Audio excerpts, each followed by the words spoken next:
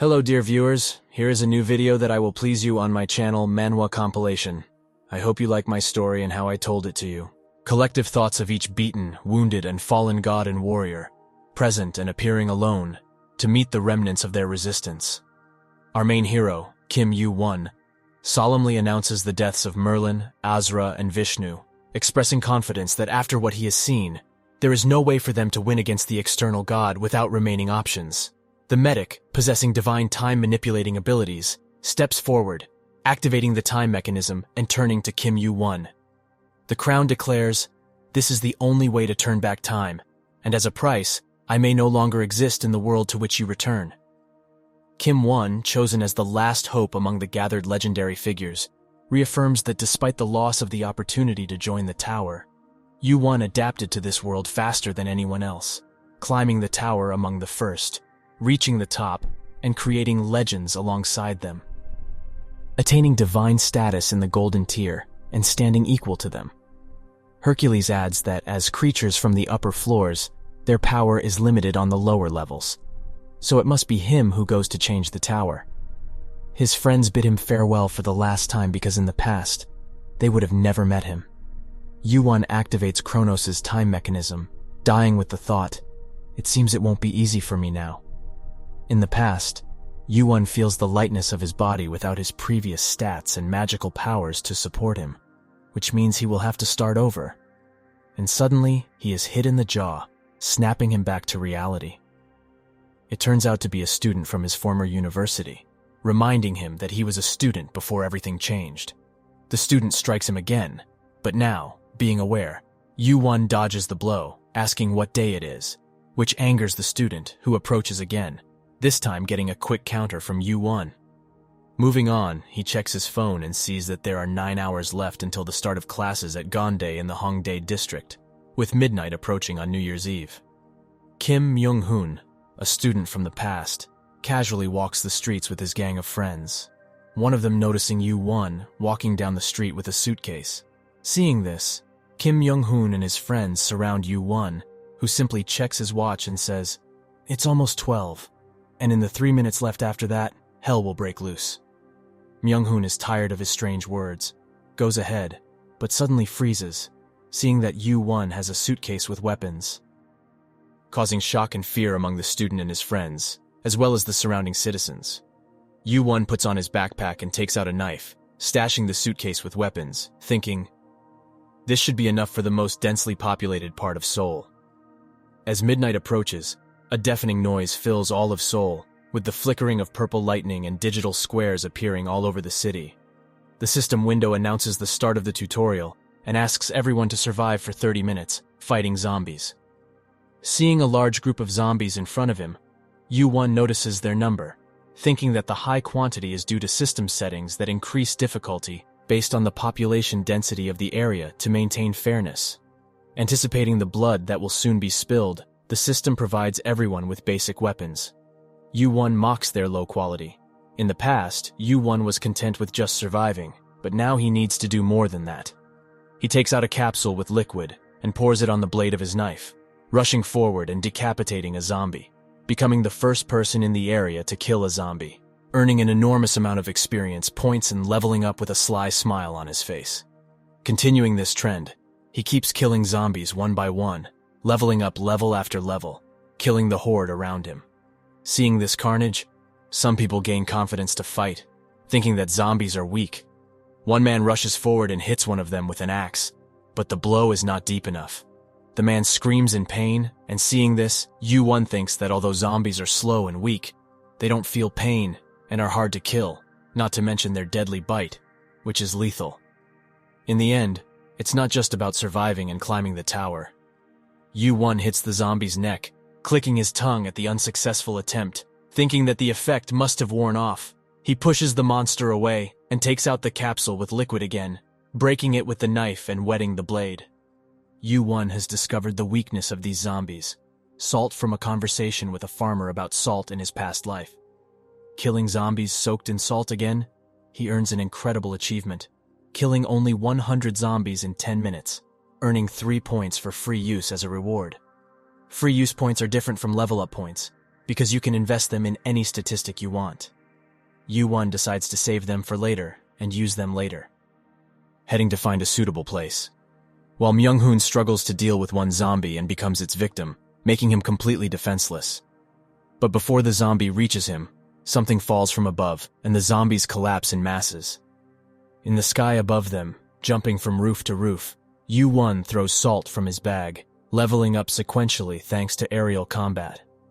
Finishing the first tutorial lesson with 4,077 survivors, Yu-1 is rewarded according to the number of enemies killed, resulting in him receiving 1,427 points, as well as additional starting points, a bonus of 500 points for the most kills, and an additional 1,000 points for an incredible achievement.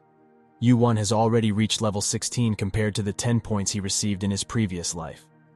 Thinking that the second tutorial lesson is about to begin, Yu-1 is confused when Lucky intervenes and explains how to use points.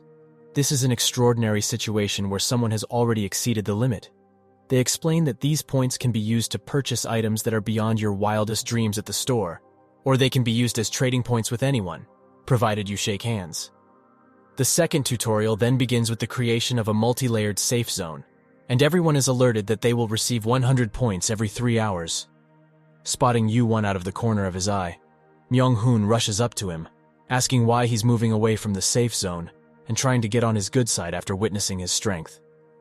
However, Yu-1 brushes him off, advising him to go to the safe zone if he wants to survive and not cause trouble. Dejected, he heads into the safe zone, but as he follows one of his friends, he's halted by a barrier of light. The commotion inside catches their attention, and they notice the system window above, indicating that the zone's capacity is 2038, which is half the number of survivors. Outside the safe zone, gigantic earthworms are seen devouring those without protection. Meanwhile, Yu-1 dispatches a significant number of earthworms on his own, earning 300 points and 2 random stats for being the first to kill one. These earthworms remain hidden until they emerge from the ground. Yu-1 relies on his other senses to detect their movements, reacting instantly when one surfaces beneath him. He crushes its head with a stomp before swiftly decapitating it with a slash, leveling up once more with 3 stat increases. This gives him hope that he can accumulate many starting points if he continues in this manner. He descends into the underground subway, the ideal location for earthworms, and also the best place for him to hunt them. He discovers the hidden dungeon at Hongdae University Station, earning another 100 points. Yu-1 draws a second blade and assumes a fighting stance, aiming to reach level 20 by cutting his way through the swarm of earthworms. As shiny marbles fall from the deceased worms, Yu-1, now with a marble in hand, becomes even more determined to eliminate them. Back on the surface, everyone receives an alert, announcing that they've earned 100 points, and the system activates the red zone, causing the safe zone to shrink and its capacity to decrease. It's also mentioned that if the limit is exceeded, someone will be randomly removed from the zone, creating panic as the F1S seem to relish the feast outside. Inside the safe zone, Myung-hoon still insists on deciding who will be ejected, singling out an elderly man for elimination. Meanwhile, underground, Yu-1 continues hunting, slicing, and dicing earthworms. After some time, he finally reaches level 20, having collected a bag full of marbles. At this point, Yu-1 possesses a total of 3,527 points and 5 freestyle points. He decides to allocate all 5 restart points to magic power, as it forms the foundation for his future abilities and is the most crucial stat. Yu-1 considers his magic power of 18 to be a solid start, as even those with the tower's blessing typically begin with 12. While Yu-1 converses with the ceiling, the lackey emerges from the shadows, expressing surprise at being discovered. Yu-1 explains it as a law, and the lackey acknowledges that those who say that are the most frightening. The lackey inquires about the reason for Yu-1's call, and he reveals that it's to purchase a skill. The lackey remarks that Yu-1 is probably the first to do so in the second tutorial. After scrolling through the available skills, Yu-1 settles on Monkey's Eyes, costing him 2,000 points, even though the lackey finds it less impressive. He then invests his remaining 27 points in the basic arcane sword, which can be infused with magical power. The lackey approves of this choice and disappears with glowing approval, leaving Yu-1 to wonder if he has become a special target of the administration. Nevertheless, Yu-Won remains unfazed, knowing that he reached this point fairly, and they have no grounds for punishment. The only downside is that he's a returner, but whether they'll discover this remains uncertain. After all, even admins should not be able to discern the use of clock movement, which was created by Kronos, Odin, and Ymir. Kronos even erased his existence as a penalty for using it. So not even admins or their lackeys should be capable of identifying it. Regardless, Yu-Won's goal remains unchanged, and he activates his new rank F skill, which enhances his vision and fortifies his 5 senses. Finding himself face to face with the second tutorial's boss, the mother worm, he charges onto one of her offspring, provoking her protective instincts. The mother worm rushes forward in a blind rage, and Yu-Won leaps into the air to evade her bite. He proceeds to dismantle the enraged monster, cutting, slashing, and stabbing, thanking her mid-air for making it an accessible fight. In the safe zone, Myung-hoon continues to expel people, justifying it as the choice of the majority. Those on the outside protest his tyrannical actions, but with a knife in his hand, they can only wait for the barrier to disappear and reveal the monsters beyond. Fortunately, with 3 seconds to spare, the time in the system window halts, signaling their successful completion of the second tutorial. The safe zone ceases to shrink, and the second tutorial will conclude in 15 hours. Meanwhile, atop the mother worm, Yu-Won reflects on the battle, realizing that her death was never considered possible. The lackeys must have been debating the appropriate reward. I straightforwardly inquire of the one present. Could you remind me what my reward was? This piques the lackey's curiosity about the unusually knowledgeable human. However, moving on, Yuan is presented with 3 options. First, he can skip directly to the 5th tutorial, which includes the information and rewards from the 3rd and 4th tutorials. The second option is to receive points, and the third option is to be introduced to Olympus, one of the organizations that govern the tower. After careful consideration, Yu-Won decides to opt for the second reward, leaving the lucky individual stunned as he receives 10,000 points. The lackey attempts to persuade him to reconsider the third option, citing his unused points, but Yu-Won insists that it should stick to its duties since such an offer was not approved by the administrator. He even wonders if the other lackeys might have been influenced by Olympus or other powerful entities within the tower. Now, with one more task at hand, he requests a meeting with the administrator for 1,000 points, much to the lackey's horror. The administrator accepts, and Yu-Won believes that the tutorial should remain distinct from the tower, vowing not to overlook this issue. On the lowest floor of the tower, the tutorial administrator appears in a flash of purple to greet the unique human he's heard so much about. Yuan ignores the administrator's inquiry about how he knew of his existence, and instead recites the first law of the tutorial. All information concerning the tutorial must be acquired through the participant's own abilities, not provided by the administrator or the tower. The administrator, with his ability to discern truth from falsehood in all spoken words within the tutorial, responds with, "I see you've won," and proceeds to expose the lucky individual's connection to Olympus. The lucky person stammers as the administrator fixes them with a stern gaze, ultimately crushing them into a mere bloodstain. Yuan curses Olympus for once again causing trouble in the tower, but ignores the administrator's words of gratitude. He then states the second law of the tutorial. All achievements must be compensated with a reward of equivalent value. Having used his points to dismiss a corrupt lackey and call the administrator, Yuan inquires about what reward he will receive. The administrator laughs heartily, considers it, and eventually extends his hand to Yuan. Yuan assumes it will be points, but to his disappointment, the admin imbues him with magical power, granting him the skill Master of Mano, which enhances his mana usage and raises his magic power by 5. The admin then departs to deal with the remaining lackeys. Alone once more, Yu-Won is astonished by his possession of an S+ rank skill in the tutorial, despite its low proficiency. He tests his limits by summoning a minor blast in his hand, but struggles to control it due to his low magic power and car stats. Nevertheless, Yu-Won is content with his newfound strength, despite its instability for now. He clenches his fists, reminding himself that this is not enough to satisfy him. With 13.5 hours remaining, he charges forward into the remaining horde of earthworms. Back on the surface, those who remain discuss the state of the country when they encounter a man returning from outside the safe zone. One of them laments their loss to Yuan, but he remains unfazed as he takes down a monster, instructing them to continue their pointless discussion. Yu-Won enters the safe zone, welcomed by Myung-hoon. Observing the situation, he confronts the audacious individual who forced people outside, risking their lives for rations. Myung-hoon argues that survival in this new world requires shamelessness. Yuen leaves once again as the third tutorial begins, leaving behind the parting words, "Interfere, but don't cross the line, no matter what that line may be."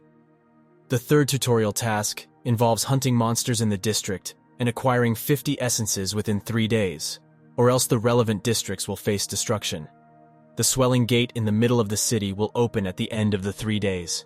Yuen empties his bag, containing 132 mana Athens, into the satchels provided, and heads toward the numerous monsters before him. He creates a mana ball above his palm, pours more mana into it, registers Monoblast as a skill, and launches the magic attack into the approaching pack of monsters, obliterating them all. This single attack depletes his mono and proves difficult to control due to his car stats and proficiency. Yuen then collects the mono essence from among the Optima, and is surprised to find the remnants of frightened monsters. He takes out his knife, determined not to waste any more time. On the second day of the third tutorial, we find a party of 3 level 10 participants making their way through the underground station. Honduran laments that they must hide in this eerie place, as only 400 people remain from the initial 1,400. Kang Seong-chan, apart from the group, listens as Lim Ju-yeon advises them to wait and spots a convenience store in the distance, bringing a glimmer of hope. Juno eagerly rushes ahead, unaware of the giant spider lurking above him. The man meets his demise when he is ambushed by a pack of monsters emerging from the shadows. The remaining 2 quickly summon their weapons, their fear evident as they struggle to fend off the attackers, sustaining bites and wounds in the process. Ju-yeon contemplates their impending doom, as a rat-like creature lunges forward, the monster then exploding in a burst of blood from a mono-infused attack from behind. Yuen, who had been clutching a can, is annoyed by the noise interrupting his sleep. Ju-yeon is astonished by the unbelievable sight of a man killing a monster with nothing more than a tin can. Yuen sends the head of a zombie flying with another throw, then takes a fighting stance with his knife in hand, launching forward and dispatching the remaining monsters with a series of swift attacks. The 2 survivors express their gratitude, although they are weakened by their injuries. Observing their condition, Yuen hands them a small bottle to use on their wounds and asks about their stamina. Song-chan responds that it's around 17. Yuen explains that they should be able to survive, though he doubts he'll be able to use that arm in the future. Since the tutorial began, Yuen has been diligently hunting monsters to level up and has barely had any sleep. He has only recently managed to rest thanks to the scentless powder he purchased. Preparing to depart immediately, he believes that those 2 survivors will only slow him down. Ju-yeon warns him about the dangers that await if he remains down there, to which Yuen responds that this is merely his resting area, and he has separate hunting grounds on the 2nd floor. The 2 survivors follow Yuen's lead, reacting to the separate dungeon and its chain structure. Yu-won refrained from questioning why they followed, considering the perilous circumstances of this place. Ju-yeon elucidated that outside, factions formed, and people started turning on each other in mistrust, prompting their escape. Yu-won's response was a caution that even if he didn't eliminate them here, their fate would remain grim. Then, extending an offer of cooperation, Yu-won presented them with a smile. However, the scene shifted drastically as Song-chan found himself in dire need of help, sprinting away from a serpent-like monster.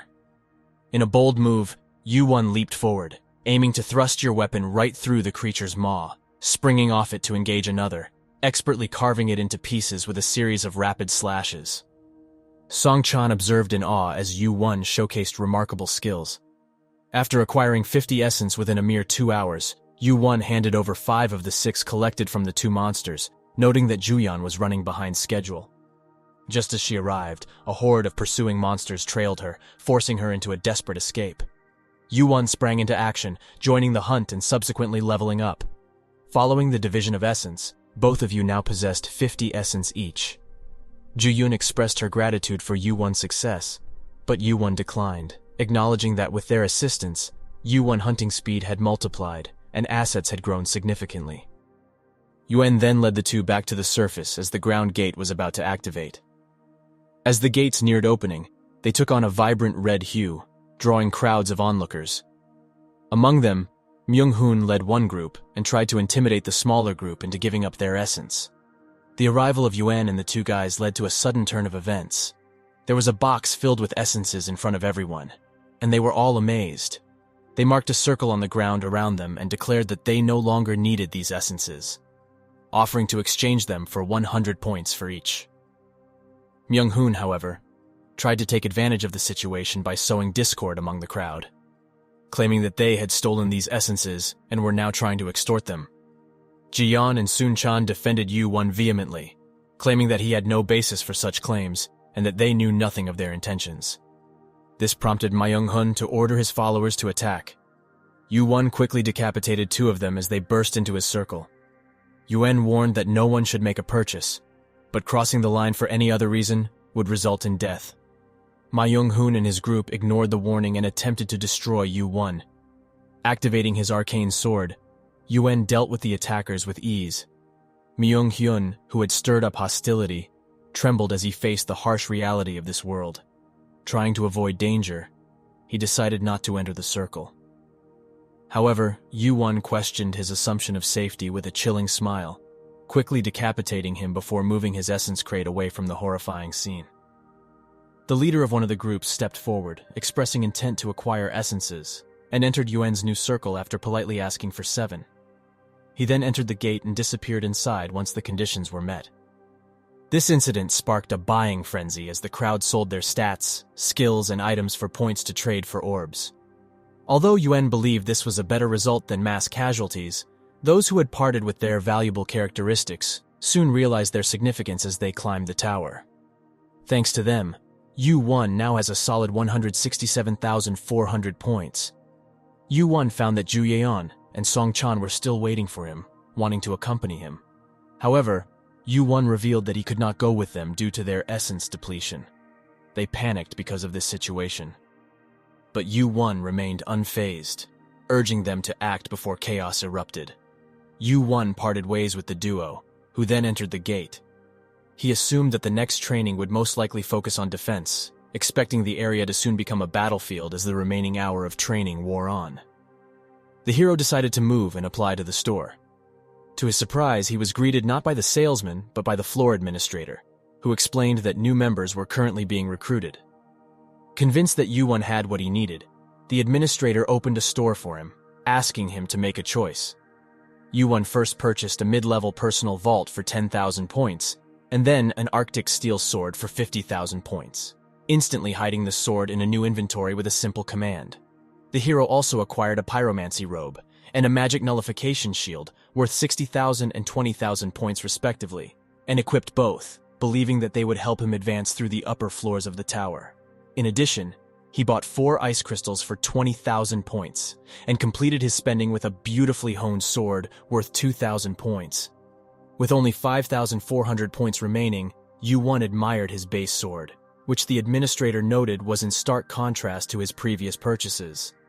The admin confidently stated that with these items, no other members would be able to pose a threat to him if they were indeed members. These words caught the hero's attention and made him think. The administrator then disappeared in a purple flash, expressing anticipation for something to come. Lesson 3 was finally over when the time reached 0. Destructive flames erupted throughout the region, destroying everything in its path. From the flames emerged a swarm of vicious, glossy demons known as skulls. Armed with a sword and shield, the Yu-won calmly approached, ready to face the imminent arrival of a being described as Destruction, a low-class demon of Sriratra emerging from a towering pillar of fire. Yu-won pondered whether the 176th child affirmer needed balancing, given that it was smaller than it was during Ragnarok. The fire giant looked at the hero carefully, noticing the same determined look as Wukong's. Sriracha asked if Yu-won also tried to escape from this place by summoning a flaming sword and emitting a fiery aura. Thanks to the robe of pyromancy, the hero easily resisted its influence, boldly declaring his intention to confront the giant. Sriracha, sitting on the fiery throne, invited the hero to fulfill this promise. With fiery determination, he raised his shield to block his attack, though the shield gave way to the immense pressure. After taking the hit, Yuan reflects on Wukong's words about his failure in the 3rd stage and subsequent loss of sight in the ensuing chaos. Sriracha watches the aftermath, puzzled by the feeling that Yuan deliberately accepted the attack. The giant is stunned as Yuan emerges alive from the rubble. Rising to his feet, Yuan continues to reminisce about his past encounters with Wukong, a formidable opponent he only managed to defeat a handful of times during their sparring sessions. Yuan attributes his difficulties to Wukong's arsenal, including the staff of Rui Jinggu, the flying halo, and the sky treasure with its boundless magic power. However, the main challenge was Cinder Eyes, a new ability unlocked through hidden conditions that turned Monkey's Eyes into an A-rank skill known as Cinder Eyes. Armed with the Cinder Eyes, Yuan summons the Arctic Sword, determined to end their confrontation. He swallows 2 ice crystals to lower his body temperature, extinguish the burn, and infuse his magic with cold energy. Yuan clashes swords with Sriracha, who wields the opposite power of Raging Fire. Thanks to both the primary probe and Cinder Eyes, Yuan manages to withstand the enormous blaze. He disengages from their clash, surging forward to deliver a slashing blow to Sriracha's side. In response, Sriracha conjures 2 balls of purple fire, but Yuan, aided by Cinder Eyes, anticipates the attack's trajectory, enabling him to effectively block the devastating strike and resulting explosion. Consuming 2 additional ice crystals, Yuan willingly subjects himself to frostbite, harnessing the extreme cold within him. He utilizes the Arctic Sword to dash toward the fire giant, targeting its heel and forcing it to kneel. Employing the Minor Blast skill, Yuan conjures a massive ball of mana above his head and hurls it at Sriracha's skull, causing the giant to stagger. Capitalizing on this opening, Yuan leaps onto Sriracha's back, enduring the searing heat at close range. He thrusts the Arctic Sword, infused with his cold attribute mana, into the nape of Sriracha's head, ultimately averting the tutorial's destruction. Yuan grins with satisfaction, achieving multiple level-ups and an extraordinary accomplishment. The results are temporarily withheld due to the unprecedented achievement. Amidst the chaos of his battered body, Yuan surveys the remains of the giant, aware that the journey is far from over. He then dissects the corpse of a lower-class demon and discovers an embedded crystal called the Giant's Heart, an elixir bestowing the power of giants and a fixed quantity of mana. Yuan acknowledges that, in his current state, he cannot immediately consume it, as it would alter his physical form, requiring considerable stamina. He stows it away, anticipating the arrival of the administrator, who appears strained due to the tutorial's disrupted balance. The 2 exchange handshakes, and Yuan receives 10,000 points, along with a high-ranking skill, Heavenly Slaying Star, which takes him by surprise. He also acquires a lesser scallop medicine ball for 10,000 points before bidding farewell to the administrator. Yuan decides to wait for his injuries to heal with the assistance of the medicine ball. He takes the next 4 hours to rest before being transported directly to the 5th tutorial, a battle against time. As the last tutorial begins, Yuan finds himself amidst a group of participants who have made it to this final challenge from various worlds. This collective world presents an ominous scenario. They have 30 days to hunt down the boss monster at the island's peak in order to qualify for escape. The participants' CP, contribution points, and the time remaining will determine their rewards if they succeed. Some participants attempt to form alliances, but a mysterious cloaked figure declines, opting to choose his own teammates. He asserts that he cannot trust the others and discerns their lack of qualifications. This situation reminds Yuan that the same individual from earlier is present. As tensions rise, some members of the crowd rush the cloaked man, incensed by his words. However, they are promptly immobilized by a surge of golden lightning. The cloaked man reveals himself as Hargon, the self-proclaimed heir of Olympus and a descendant of Zeus, showcasing his impressive strength at such an early stage of the tower. Meanwhile, Yuan observes Hargon's capabilities with admiration. He refrains from involvement, realizing that the top purebloods, who were born and raised inside the tower, have a distinct advantage in terms of knowledge and power, making it an unfair competition. Yuan recalls that, in his previous life, this guy was the #1 contributor in this tutorial. He decides it's best to avoid confrontation and begins to leave, but Hargon follows him, inquiring about his identity. Yuan simply responds, "I bought it with points," in reference to his pyromancy robe, stunning Hargon. Hargon proceeds to ask about Yuan's level, and Yuan answers without divulging too much. Hargon, moving past the exchange, extends an offer to form a team, which Yuan declines, triggering Hargon's frustration. Hargon speeds away, leaving a trail of lightning in his wake, while Yuan continues on his path. Hargan effortlessly dispatches numerous monsters with his lightning abilities as he pursues Yuan, but he eventually realizes that he cannot match Yuan's pace. During this pursuit, Hargan begins to wonder if Yuan is also a pure blood, perhaps even from the homie's bloodline.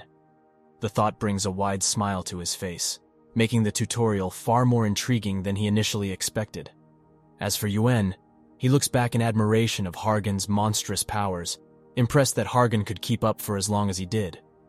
Yuan then shifts his focus to a cave ahead of him, where he proceeds to eliminate numerous gnolls.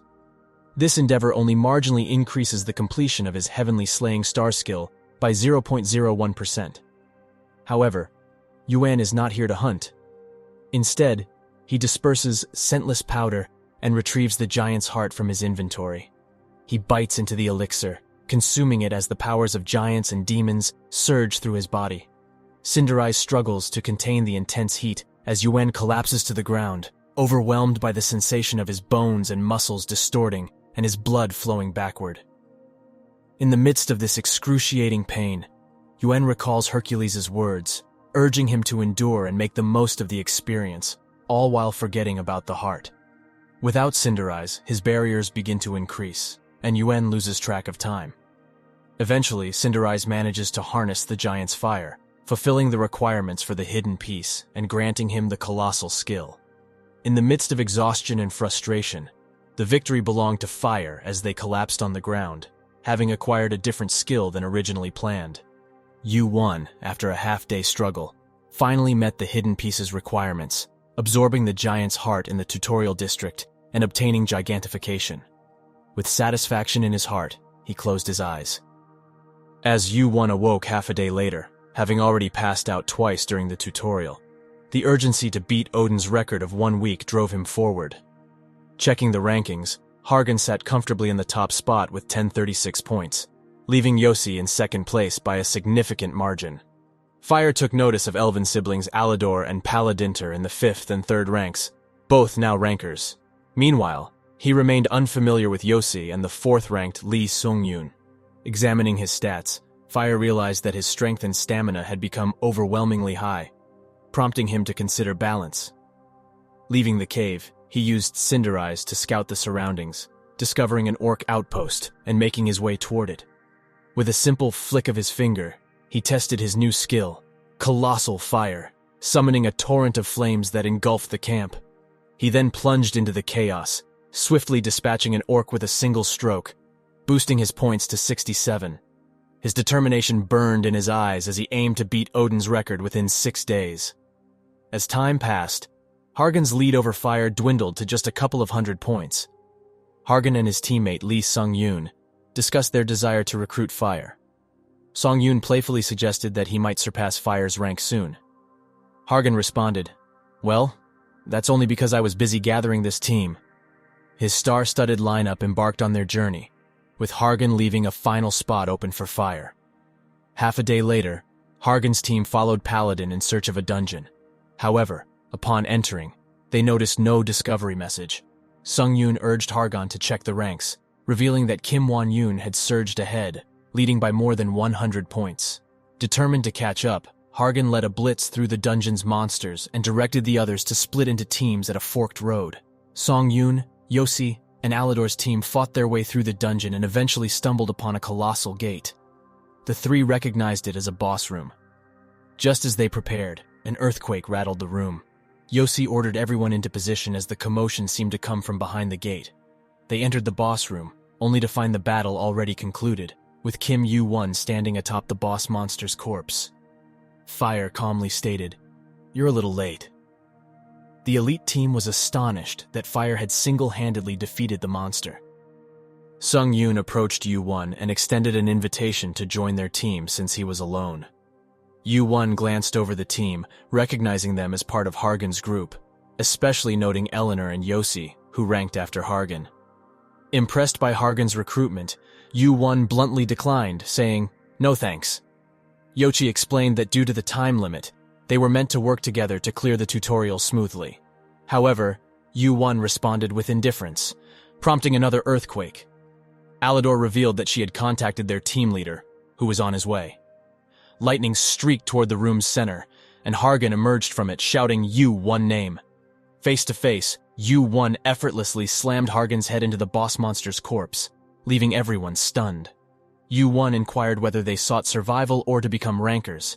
Yosei, a pureblood, was shocked that Yu-1, a non-pureblood, knew about rankers, those who conquer the tower's tests, achieving fame, immortality, and power.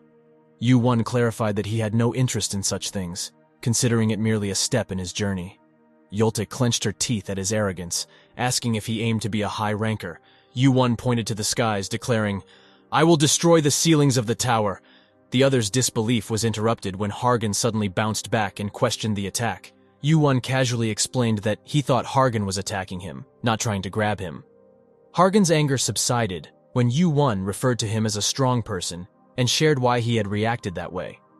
Hargan's teammates were astonished as he believed that Hargan would one day become the king of Olympus. Hargan offered a bet. If his team killed the boss first and accumulated the most contribution points, Yu-1 would join them. If Yu-1 team won, Hargan would serve him as a younger or older brother, with Yu-1 changing the terms to Hargan helping him once when needed. Hargan accepted the bet and sent Yu-1 off boisterously, while Yu-1 couldn't help but think he had too much energy. As Hargan jumped down and prepared to hurry even more, Yu-1 informed him that there was no need to rush, pointing out that time had stopped for the moment. Confused by this revelation, Hargan asked Yu-1 for an explanation.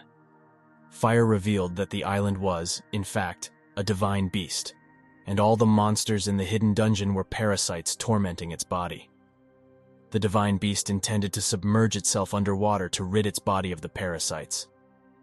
Hargan was left in shock at Yu-1 knowledge, uncertain whether to trust it, as even Olympus was unaware of this information. Meanwhile, Yu-1 recalled Odin, who had told him that he hadn't hunted the boss for a week, but had halted the flow of time. Yu-1 then walked away, recognizing the need to use this time wisely to become stronger, so they could end the tutorial once time resumed. Elsewhere, the lackeys panicked over the death of the parasites and the absence of the administrator, who was dealing with Olympus. On the surface, Yu-1 hunted red orcs to the point where they fled in fear. Seeing the timer begin to flow again, Yu-1 realized that the lackeys must have resolved the situation. Killing the parasite dragon again wouldn't work, so he believed that the 4 days gained were enough, and he was ready to finish the tutorial and enter the tower. On the mountain, those at level 20 or higher gathered, prepared for what lay ahead. Ready to embark on the final quest, Yoon, Alador, and Yulcher discuss the minor details within the tower's control systems. They focus on individuals like Yoja and Hargan, who grew up in the tower but were not chosen initially. Instead, they gained the system's blessings to become purebloods later on. As they turn their attention to Yuen, a newcomer, he observes that the flow of mana has shifted, suggesting that they have all leveled up significantly. Hugon, who is still without a team, approaches Yuen. Determined to bridge the 7,000 point gap between them and defeat the boss first, Hargan takes the lead. Yuen then heads directly for the dungeon entrance, with Hargan's group closely behind. Inside the boss room, Yuen confronts a multitude of bloodthirsty monsters, leaving the others somewhat uneasy due to their sheer number. Song Yoon even remarks that Yuen appears more monstrous than their own team leader, which annoys Hargan. Hargan takes matters into his own hands, leaving behind a trail of lightning and destruction as he pursues Yuen. Meanwhile, the other core members of their group collaborate to overcome various traps and monsters to catch up to Yuen and Hargan. Upon reaching a grand door adorned with an enigmatic painting, Yuen demands answers. Hargan, intrigued by the painting, tries to persuade him to wait and proceed together. However, their discussion is cut short when, upon the arrival of Hargan's team, the door emits a deafening noise and a powerful gust of air. Knowing the boss's strength, their leader advises them to enter, albeit with a concerned expression. Inside, they discover Yuen confronting a massive chimera, roaring and rampaging behind cell bars. Hargan identifies it as the final boss, but Yuen remains silent. System messages then appear, explaining that someone can claim the camera's ceiling crystal as their familiar, allowing them to pass the tutorial and earn additional CP based on the number of foes they defeat.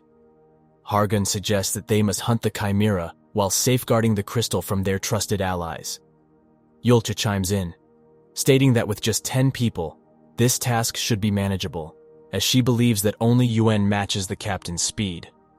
Yuan takes a step forward, but Hargan stops him. He questions whether Yuan is betraying them and forgetting about their bet.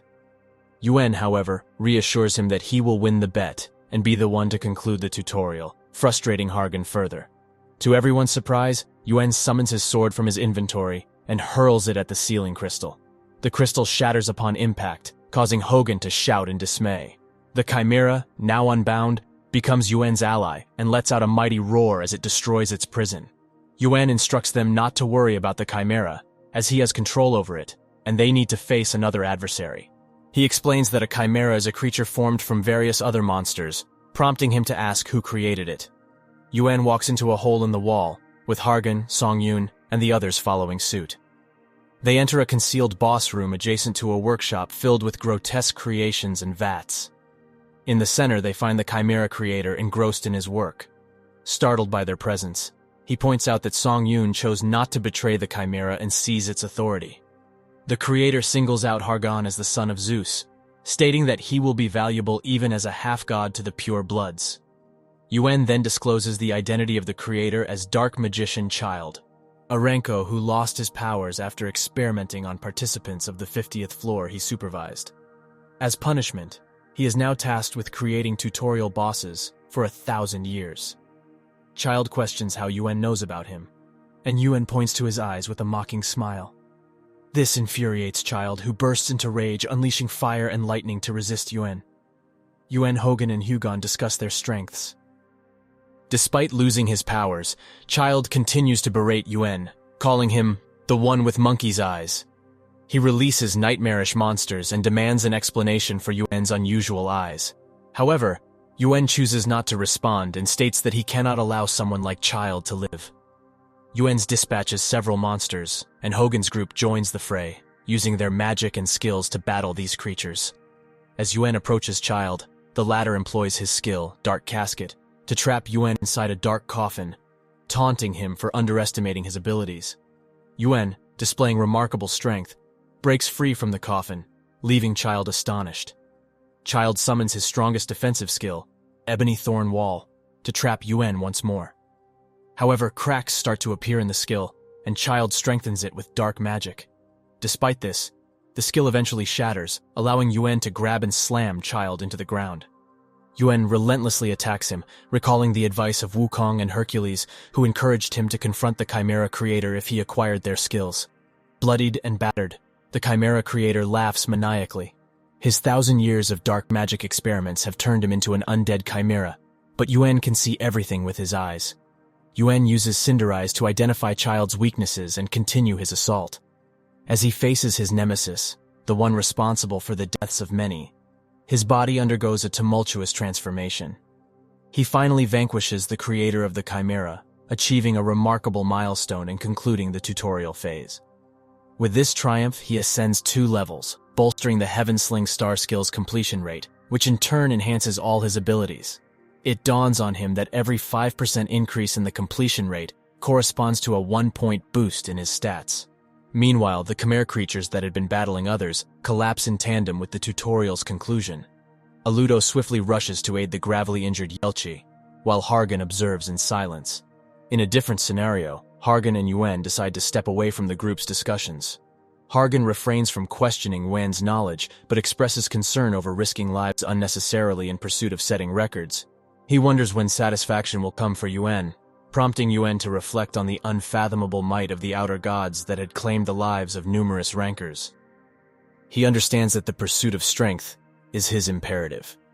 When Hargan inquires about Yuan's goal, Yuan responds with uncertainty, explaining that he seeks a dependable traveling companionship, rendering their partnership unfeasible. Yuan then turns to engage with an administrator standing nearby, much to Hargan's surprise, as this figure rivals top rankers in power. The administrator vents his frustration with Olympus, but Yuan encourages him to remain composed, asserting the administrator's innocence. The administrator bemoans Yuan's propensity for stirring up chaos and urges him to claim his rewards promptly.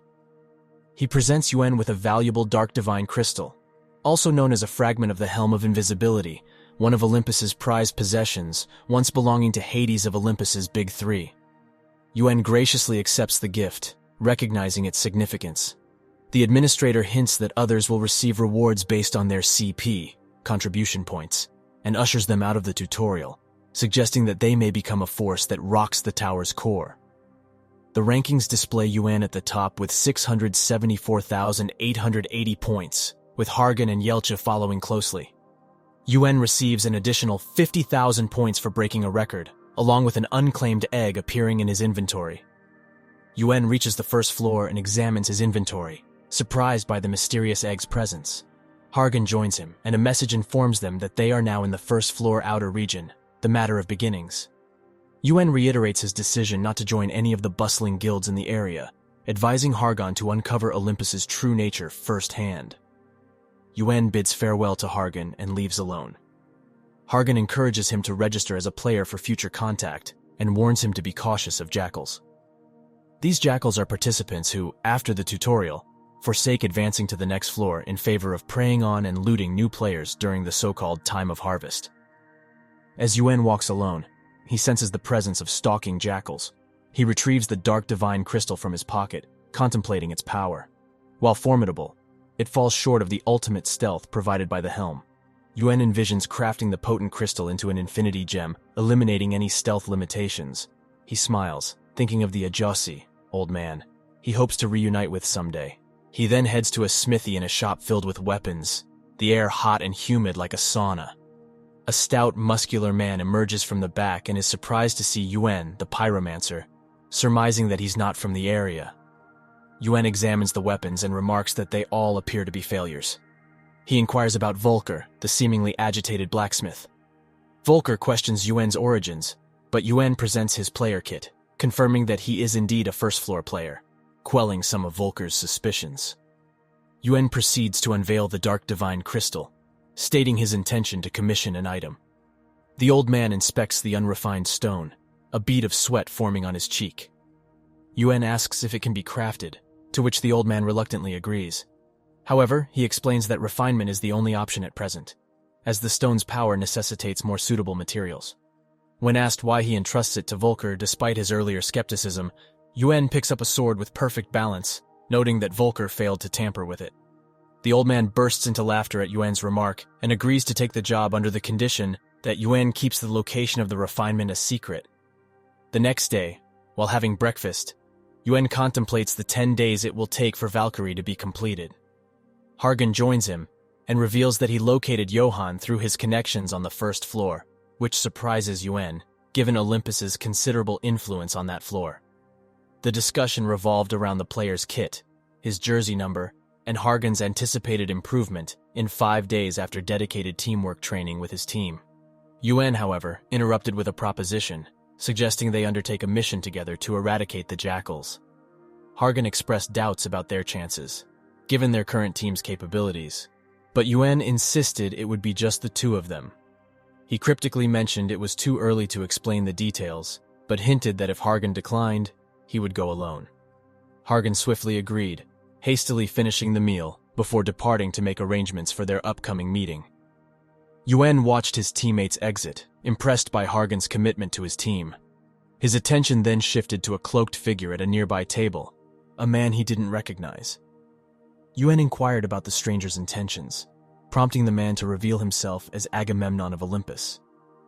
After a brief introduction, Yuan questioned why Agamemnon hadn't accepted Hargan's offer, considering Hargan's central position with Zeus.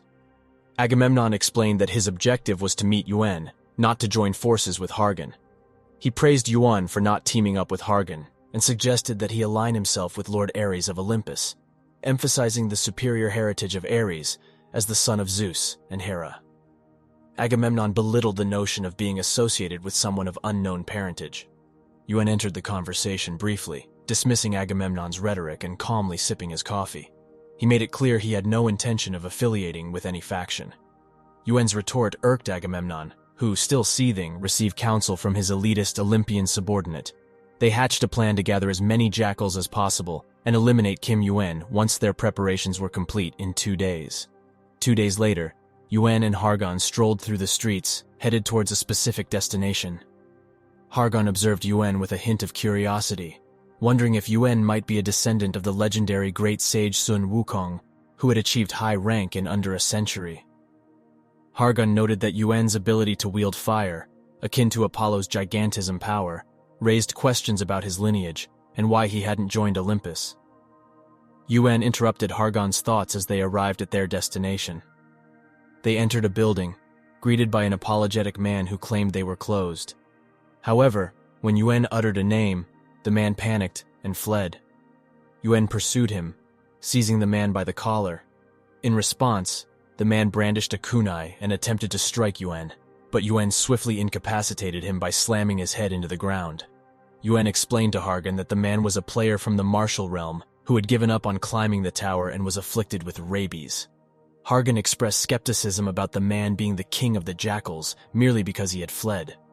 Yuan, however, revealed the deadly poison on the knife, which was melting the floor beneath it, proving the man's nefarious intentions. The captured man's demeanor changed as he asked where Yuan had obtained this information.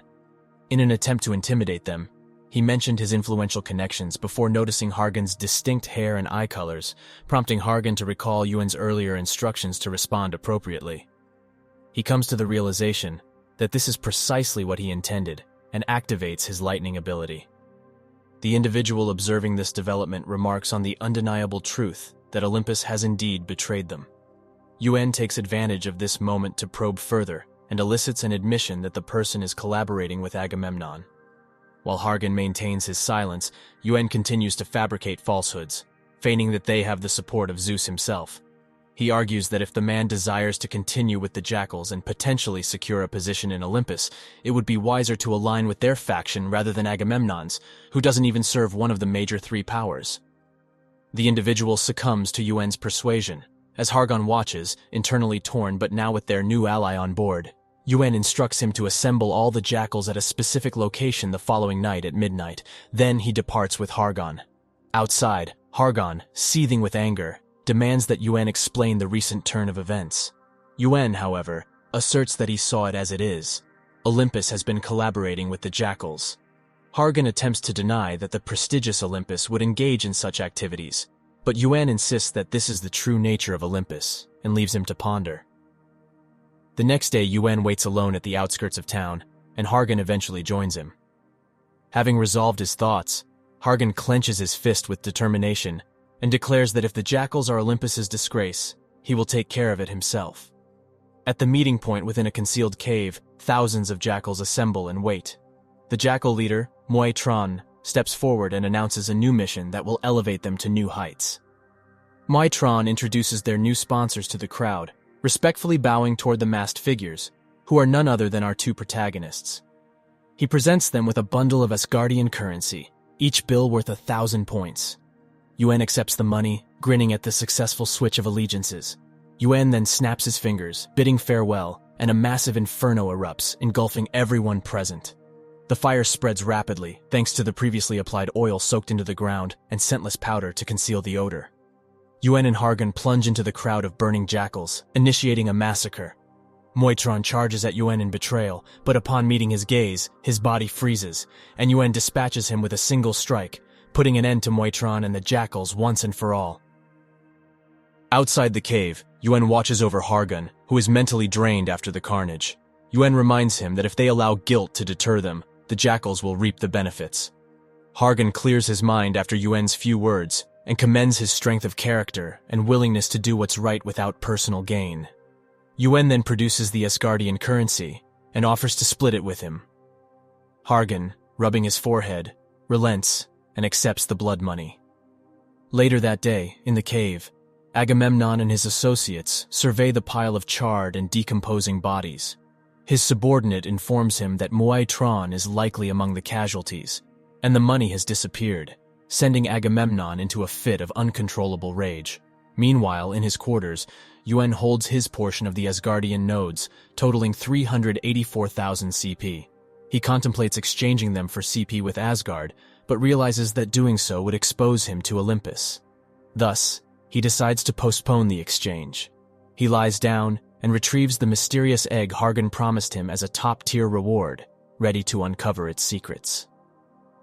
The Thunder King knew that his egg must possess a level equal to or higher than that of the dark divine crystal. His attention was captivated by the intricate pattern on the egg's surface, causing the world around him to distort and evoke memories of the outer god. Soon, a system message from the egg greeted him, prompting him to inquire, "Who are you?" Days passed, and he found himself standing outside the smithy, contemplating whether the enigmatic egg would become an ally or adversary once it hatched. Most creatures imprinted on the first thing they saw, becoming formidable allies, but he considered it a risky gamble and decided not to rush. Inside the smithy, he sat down with Velcro, who inquired about his preferences for armor and weapons, offering leftover materials. Without needing more materials, Velcro informed him that these leftovers could be combined with his mithril. Disheartened by the potential expense and his lack of sufficient CP, he lowered his head. However, Velcro, sensing his concerns, assured him that it would be covered under a tab, reciprocating the trust he had shown by entrusting him with a stone. Yuan smiled at Volker, who remained as he remembered, and presented his sword to convey his desired design. Volker returned the smile, as swords were his specialty. A week later, at the Olympus Guildhouse, Agamemnon prepared for a mission to redeem his past failure. He addressed an army of players gathered from the 1st to the 10th floors, announcing their mission to apprehend a criminal. Meanwhile, Volker had completed the gemstone, admiring its beauty as he awaited Yuen's arrival. Rumbling sounds from outside prompted him to grab his hammer and cautiously approach the door. As he exited, he found himself facing the Olympus army led by Agamemnon, who pointed his sword at the presumed criminal, Hephaestus. Upon hearing his name, unease swept through the army, but their leader reassured them that Hephaestus's power was restricted on the 1st floor. Nonetheless, his strength was more than sufficient to intimidate them, and he ordered them to attack. Agamemnon taunted Hephaestus as a rank, and they introduced their own high-ranker Chryseis under Apollo. The two high-rankers faced off, one wielding a thunderous hammer and the other a fiery spear. Hephaestus gritted his teeth and unleashed his power, causing chaos and destruction in the town. The clash between these two rankers decimated buildings and players due to their immense force. Amidst their intense confrontation, Chryseis admitted his respect for Hephaestus for being true to himself and expressed reluctance to fight him. However, he still advanced with his spear, resulting in a fierce clash that produced a colossal explosion of power. When the smoke cleared, Hephaestus stood half petrified, trapped in stone by Chryseis' shield, a replica of the Aegis shield he had created. A stern Agamemnon ordered his men to drag away Hephaestus' petrified body. Yuan finally arrived and vehemently opposed this, leading to a confrontation with one of the soldiers who had begun to reverse the petrification. Agamemnon demanded an explanation for Yuan's actions, but Yuan suspected that their actions indicated a pressing need for the old man in the Gigantomachia. He positioned himself in front of the old man, who was showing signs of emerging from petrification. Agamemnon ordered his army to kill Yuan and bring in the criminal. When one soldier hesitated due to the penalty for killing new players, Agamemnon swiftly decapitated him, declaring, "So what?" The remaining soldiers charged at Yuan, who infused his sword with colossal fire and unleashed fiery slashes, incinerating them and sending them flying. He then employed Cinderise to analyze their positions and deftly maneuvered through their ranks, dispatching those in his path. He emerges victorious, lifting his hand and conjuring a monoblast to counter the one rapidly approaching him.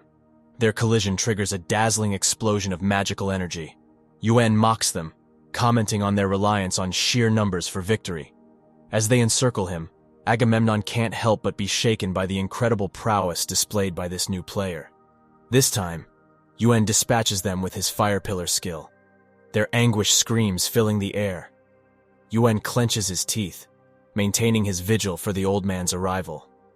When he faces Chryseis, who resists his Sun Shard attack, Yuan recognizes the ranker's formidable abilities despite the penalty and remains vigilant. Stowing his sword, Yuan activates Gigantification as Chryseis approaches with his flaming spear.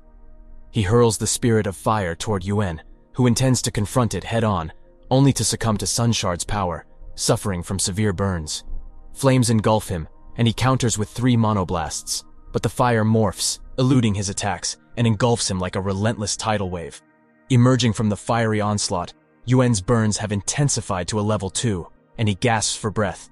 Chrysius, meanwhile, grapples with the repercussions of the penalty, leaving him vulnerable. Yuan attempts to activate gigantification again, but Chrysius delivers a devastating punch to his chest, sending him hurtling into a nearby building. Yuan spews blood as the penalty takes its toll. Amidst the wreckage, Yuan realizes he may have underestimated his opponent, but smiles, recalling his mission to refine pure, dark divine crystal. Concurrently, Chrysius reflects on previous warnings regarding the tower's immense power. He acknowledges the weight of the penalty, leaving him on unsteady legs. As Agamemnon moves to retrieve Hephaestus, believing the battle is won, an explosion rocks the building behind him. Yuan re-enters the fray, clutching the crystal in one hand and his sword in the other. Agamemnon attempts to intervene, but Chrysius stops him, cautioning against underestimating Yuan, given his dark element mana and inherent danger. Agamemnon dismisses the warning, insisting on handling the situation himself, as Yuan vanishes, dispatching 2 more soldiers before Agamemnon can react. Yuan appears beside the old man, checking if he will soon break free. Realizing that magic wasn't working made the main character rethink their tactics. Petrification didn't work, and time was running out. The enemy's reaction only frustrated the main character even more. Something needed to be done urgently. But what? Kill. That was the only way out of this situation. Gathering all their willpower and strength into a fist, the main character delivered a decisive blow. In the ensuing chaos, tension could be felt, and the air seemed electrified. It seemed like this time it had worked. But what was that object in the enemy's hands? With it, they could summon a monster. The tower had done it, and now it was imperative to figure out what to do next. "How can you speak so calmly?" the knight asked.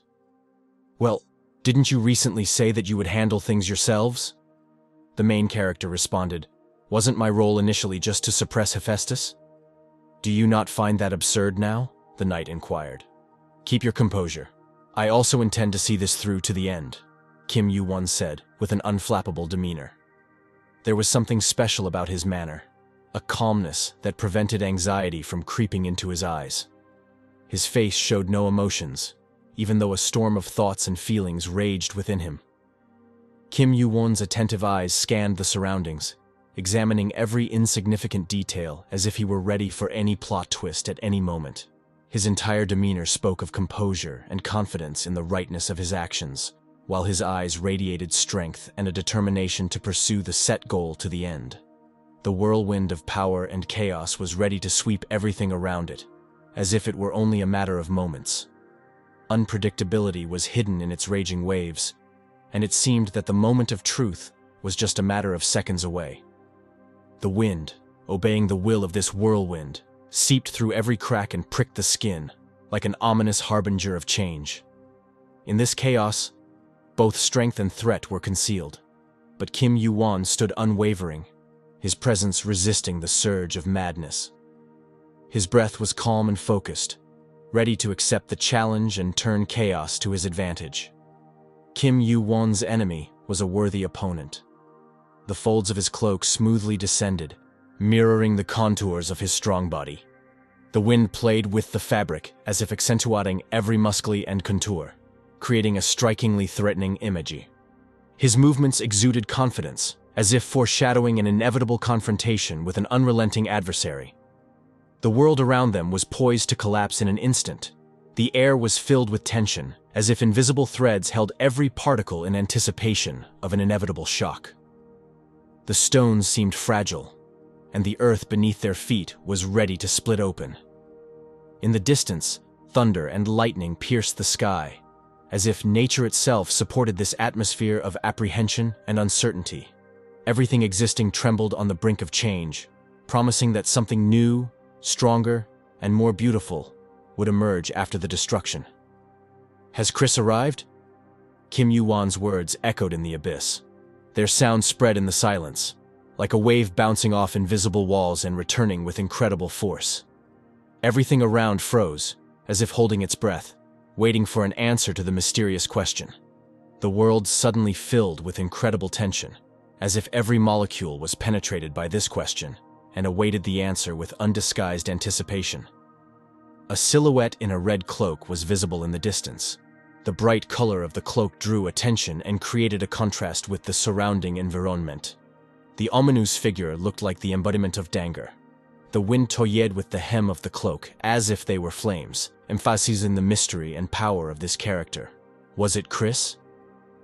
All doubts and questions dissipated the moment Kim Yu-won recognized the silhouette.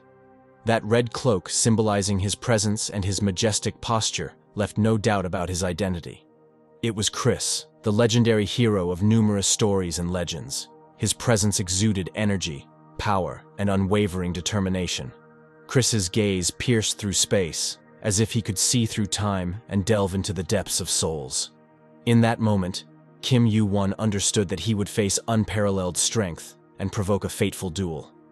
Chris moved forward, demonstrating composure with his every step. His strides were even and confident, as if he moved across the land with impeccable grace. Not a trace of anxiety flickered in his eyes, which pierced through space with icy determination. His face lacked emotions, like a stone mask impervious to external influences. Strength and control emanated from every movement, as if he were a master of his own fateful dance. An aura of invincibility and power surrounded him, as if nothing could shake his greatness.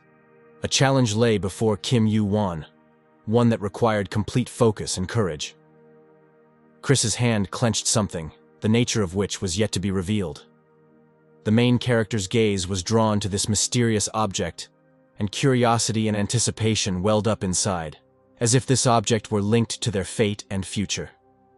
Chris's hand held it with unwavering resolve, as if it were the source of his strength and authority. His eyes radiated inner fire, revealing much. Controlling mana for two attributes simultaneously was challenging even for a worthy ranker. Mana had its own peculiarities and required separate attention and practice to achieve mastery. Achieving such a level of mana control required time and persistence in practice and skill refinement. But for those who could attain it, vast opportunities and power became available, beyond the reach of ordinary rankers. Reflections on this fact were ready to materialize in the surrounding chaos. If such a person were on Olympus's side, it would undoubtedly lead to significant consequences and changes in the balance of power. The appearance of a person capable of controlling two mana attributes simultaneously on Olympus's side could alter the dynamics of power and power relations. It meant that such a character possessed unique power and could surpass even the most powerful gods. Truly, this was a worthy opponent with whom some form of confrontation was inevitable. With a confident demeanor, the enemy approached closer and closer. His silhouette radiated incredible strength and power, a brightly shining and enviable stone. A stone carrying secrets and the promise of power, arousing the desire to understand and possess it. Its brilliance and brightness evoked envy and admiration from those who saw it. Anyone who could hold it in their hands would feel its power and grandeur, as if becoming the owner of something greater, something unique. That's what intrigued many at the moment. "You say your name is Kim Yu-won," the opponent asked. "You better join us. If your goal is equipment, we'll give you more than what you left for the criminal." "Something like that cannot be the goal." Kim Yu-won's voice left no doubts about his determination. "And I have already given my answer to that person," he added. Flames flickered at the fingertips of the opponent, as if he could control this powerful elemental force. "You refused? Too bad." The enemy's voice didn't express much concern, but there was a hint of disappointment. Should one relax? The tension in the atmosphere was increasing with every second, creating a sense of nervousness and anticipation of something unusual or significant. All eyes around were focused on the key participants, waiting for their reactions or actions. Small chaotic explosions emanated power. The opponent's cloaks billowed in the wind, foretelling the impending battle. "Can you still fight?" Kim Yu-won's voice broke the momentary silence. He looked confidently into the eyes of his main enemy at that moment, trying to evoke doubts. His unwavering gaze and determination could serve as a strategic move, aimed at undermining confidence and psychological pressure on the enemy. His strong hand gripped the hilt of the blade. One more moment, and he was ready to strike. "Ha! Didn't expect to hear such words from a newcomer," The opponent demonstrated confidence mixed with sarcasm. A smirk played on his face. And what about Kim Yu-won? Would he be able to respond adequately to the challenge thrown at him? There was no doubt about it, but perhaps, 100 years from now, he would proudly tell about what happened today. About how he barely climbed to the first floor and somehow fought with me. And then he would already be a ranker like me. And then he would rise even higher. Though, of course, only if he survives here. These thoughts firmly lingered in the minds of the opponents, and perhaps it would be so. Only time would answer that question. Chaos was growing, and the atmosphere around became increasingly unpredictable and dangerous. Stones fell around, as if from the sky, adding unexpectedness and threat. It created a sense of catastrophe, where everything could change at any moment. The enemy took a step forward, demonstrating his readiness to strike. Kim Yu-won waited for the right moment. One more moment, and the enemy's face twisted in a grimace of rage. Gathering all his strength, he was ready to attack. Hriss! He decided on annihilation. Kim Yu-won's inner dialogue seemed to express regret and surprise at first glance. Such confidence and strength in his gaze would be envied by the gods themselves. The power of his fist left the enemy no chance. And he still plans to take Uncle away? These thoughts swirled in his mind like a whirlwind. If Uncle doesn't join Olympus, the next Gigantomachia may not happen. Explosions around merged with his thoughts into a single whole, giving him even more confidence in the rightness of his decisions. Bright flashes blinded everything around, coexisting with the opponents in the same rhythm, dissolving into them, increasing their strength exponentially. The outcome of the upcoming duel was impossible to predict. They needed to hold on at least to prevent this tragedy. The enemy's energy and power were increasing with each moment. His inner tension exceeded the limits of his strong body. The anticipation of inevitability seemed to last long. Are attacks of such level still possible? Kim Yu-won broke the silence. He tightly clenched his fist. You are truly incredible. For a moment, the enemy's gaze expressed doubt. Am I? The opponent said, trying to sound confident with his voice. No one could predict what would happen next. Explosions and chaos around distracted and at the same time prevented relaxation. Such ignorance. The knight, who had been observing the situation all this time, broke the momentary silence. His face expressed extreme tension. His hand in the glove was ready to cut the air around with his energy. He pondered. Using such a level of power on the first floor as a ranker was unacceptable. It would be a real miracle if the penalty doesn't destroy him. What about the battle? These words sounded like an explosion, bringing everyone back to reality and giving birth to thoughts about the inevitability of the upcoming outcome. A strike. Kim Yu-won leaned against a huge rock, gathering strength after the blow. A decision had to be made, to continue the fight or choose another strategy, such as using his knowledge or abilities to bypass or outwit the enemy. His thoughts on this matter intertwined into a whole. What was the right thing to do? Ha. Ha ha, Reedy. The knight mocked the upcoming duel with his whole appearance. His pose exuded confidence. Kim Yu-won looked exhausted. But was it really so? Or just an attempt to confuse the opponent, giving him a chance to realize what was happening? Even though you're Kim Yu-won, but with such a strike. The knight continued to taunt, but this time his expression seemed like admiration. Yes, the enemy turned out to be worthy of respect. In the enemy's eyes, a mute question froze. But is it worth relaxing prematurely? Before the onlookers, there appeared an old man of strong build. He was a blacksmith. In his hand, he firmly held a hammer like the most powerful tool, striking lightning around. Ready. Indeed, he said. His gray hair and beard fluttered in the wind, and he commanded respect. The knight received an unexpected blow and was defeated. His face contorted in pain. The blow was of incredible strength. Ka! He could only exhale, falling to the ground. Nothing is ready yet, Greenhorn, the old man continued. Going crazy! You're not even afraid of the fine... The knight couldn't finish the sentence, losing the last remnants of his strength. Ick, the knight said, gathering all his strength, trying to get up. "You're talking about something like a fine," the old man continued. He stood behind the knight, waiting for a retaliatory blow. "I don't know about others, but I'll definitely kill you," the old man continued. He had no doubt in his own strength and the weakness of his opponent. "Pipo," the knight could only manage to say. His eyes expressed powerless rage. "Have mercy," begged the knight, realizing that the odds were not in his favor. But the old man intended to finish what he started. He swung to deliver the decisive blow. Lightning emanated from his powerful body. Another moment, and the blow was struck. Everything around echoed with the sounds of small explosions and the cold glow of lightning cutting through the air. "You're making too much noise," the old man continued his rhetoric, not giving the enemy a chance to recover. Just when? With his whole demeanor, the old man displayed anger, dispelling any remaining doubts. He was determined. His hand still tightly gripped the mighty hammer. "G-g-g!" The knight's voice sounded weak.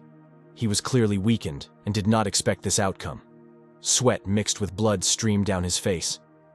"Lord Administrator?" He turned to the old man. Meanwhile, another enemy, taking advantage of the situation, decided to strike the old man. But the opponent turned out to be stronger than he had anticipated and deflected the blow with his hammer. The strike was so powerful that lightning illuminated the space around the opponents. The outcome of the duel can only be guessed. First floor of the tower administrator. "As luck would have it, you say, and how long did you expect me to watch as a huge faction ran amok on the first floor?" One of the opponents objected. "If you want a fair fight, go upstairs," he added, in a tone that brooked no objections. "It seems there was some misunderstanding. I didn't intend to fight," the old man explained after a brief pause. Chris silently listened to him, pondering something known only to him. Perhaps Chris has secret information that he keeps to himself, and that is crucial to the course of events. Olympians. What? Oh yes. The knight broke the silence that had settled for a while. His voice sounded weak, and the grimace of pain on his face betrayed his bewilderment at what had happened to him. Overcoming the pain, he struggled to get up. "Go, tell Zeus." The administrator's voice sounded menacing in the prevailing silence, and the gesture of his hand clearly indicated that he would not tolerate any objections. Ich, his opponent could only utter. His head was bowed in a sign of submission, and his posture expressed extreme humility. "I'll pluck all the hairs on his face, like in the good old days," the administrator added. He was clearly in a rage, and his eyes were ready to shoot lightning to finally put an end to all this chaos. Yes? Chris seemed to have lost the ability to speak, making incoherent sounds. He still stood, bowing down, expressing submission. A whirlwind of energy surrounded his body. The old man, standing a little apart from the administrator, watched what was happening. Hey, amazing. That's all he could say. He had nothing more to add. Chris continued to sit in confusion, clutching his head with his hand. His gaze was directed somewhere through space. They implanted this thing in him, so he'll convey everything literally. Insignificant Olympians. The old man uttered his thoughts with a triumphant look. A smirk froze on his face. His tanned skin sharply contrasted with his snowy white hair and beard. "You were completely crushed," he summed up his thoughts. In the swirling energy and the sounds of falling stones around them, the opponents looked at each other, waiting to see who would break the silence first. "At your eggs? Teeth are coming out," a question sounded in this threatening whirlwind, making everyone present carefully consider what was happening. Dangerous. Yes, everything was just like that. Kim Yu-won stood, pondering what would happen next. His strong hand gripping the sword was ready to strike the opponent at any moment. He no longer noticed the stones falling around him. Thoughts swirled in his head. Is he going to take advantage of my moment of weakness to devour me? Or does he want to protect me? Thoughts whirled in a vortex, carrying Kim Yu-won into the depths of his subconscious. Egg? Enters a state of sleep again. When did I lose consciousness? The first question that came to Kim Yu-won's mind, bringing him back to reality. There was no strength even to move. What happened? Kim Yu-won tried to piece together his thoughts. He tried to understand what had happened. What? There was a note of reproach in the old man's voice. He stared sternly at Kim Yu-won. Klee? Kim Yu-won blurted out. He looked at the old man with a bewildered expression. Uncle, what is this talk? The old man's voice expressed extreme bewilderment. He did not hide his surprise. The situation looked absurd. Are you okay? The old man continued. So, and you, uncle? Kim Yu-won persisted in his assumption. He sat down, holding his head. A white sheet covered most of his body. How long are you going to call me uncle? The old man grinned. He looked directly at Kim Yu-won, but there was something condescending in his gaze. Or was he trying to hide something else behind it? I can't call you aunt, can I? Kim Yu-won tried to joke. He still couldn't grasp what had happened and why he had lost consciousness. Oh, you! Kim Yu-won exclaimed suddenly. Gradually, his thoughts were returning him to reality, reminding him of what had happened. You still owe me my life. Any form of address will do, don't you think? Kim Yu-won's voice had a steely edge. The old man frowned, an amused smile on his face. You're shameless, he said, looking down on Kim Yu-won. The old man couldn't find a response to that. Thanks. Words of gratitude came hard to him. He wasn't used to this. What? Kim Yu-won asked again. He sat on the bed, clenching his fists out of habit. Thank you, I said, kid. How many times do I have to repeat it for you to understand? The old man started to lose his temper, saying this with his back turned to Kim Yu-won. You didn't even say it twice, Kim Yu-won reminded the old man. Ignoring those words, the old man decided to change the subject. How did she end up like this? Who did this? The old man asked, gripping the handle of a pickaxe. Honestly, my real name is not Volcaro. Hephaestus. I was the blacksmith of Olympus. He raised the pickaxe, as if intending to do something. Kim Yu-won silently watched the old man. He didn't know how to respond. Not surprised? The old man continued. Very surprised, Kim Yu-won seemed to say it mechanically. Either you can't lie, or you're not trying, the old man continued. The pickaxe was still in his hands, like a familiar object. They were as one. Once a blacksmith, who was he now? He held the pickaxe as something familiar. This kid really knew my true identity, the old man thought. So initially, I suspected him of being from Olympus. He looked absent-mindedly into the distance. But now I'm sure he's not. And that he's not an ordinary player either, the old man mused, struggling to get to the truth. But the puzzle was not yet complete. Kim Yu-won remained seated on the bed, lost in his own thoughts. Well, that's it then. The Olympians will lie low for a while because of what happened this time. The old man continued his train of thought. The pause dragged on, and the old man decided to break the silence that had settled in.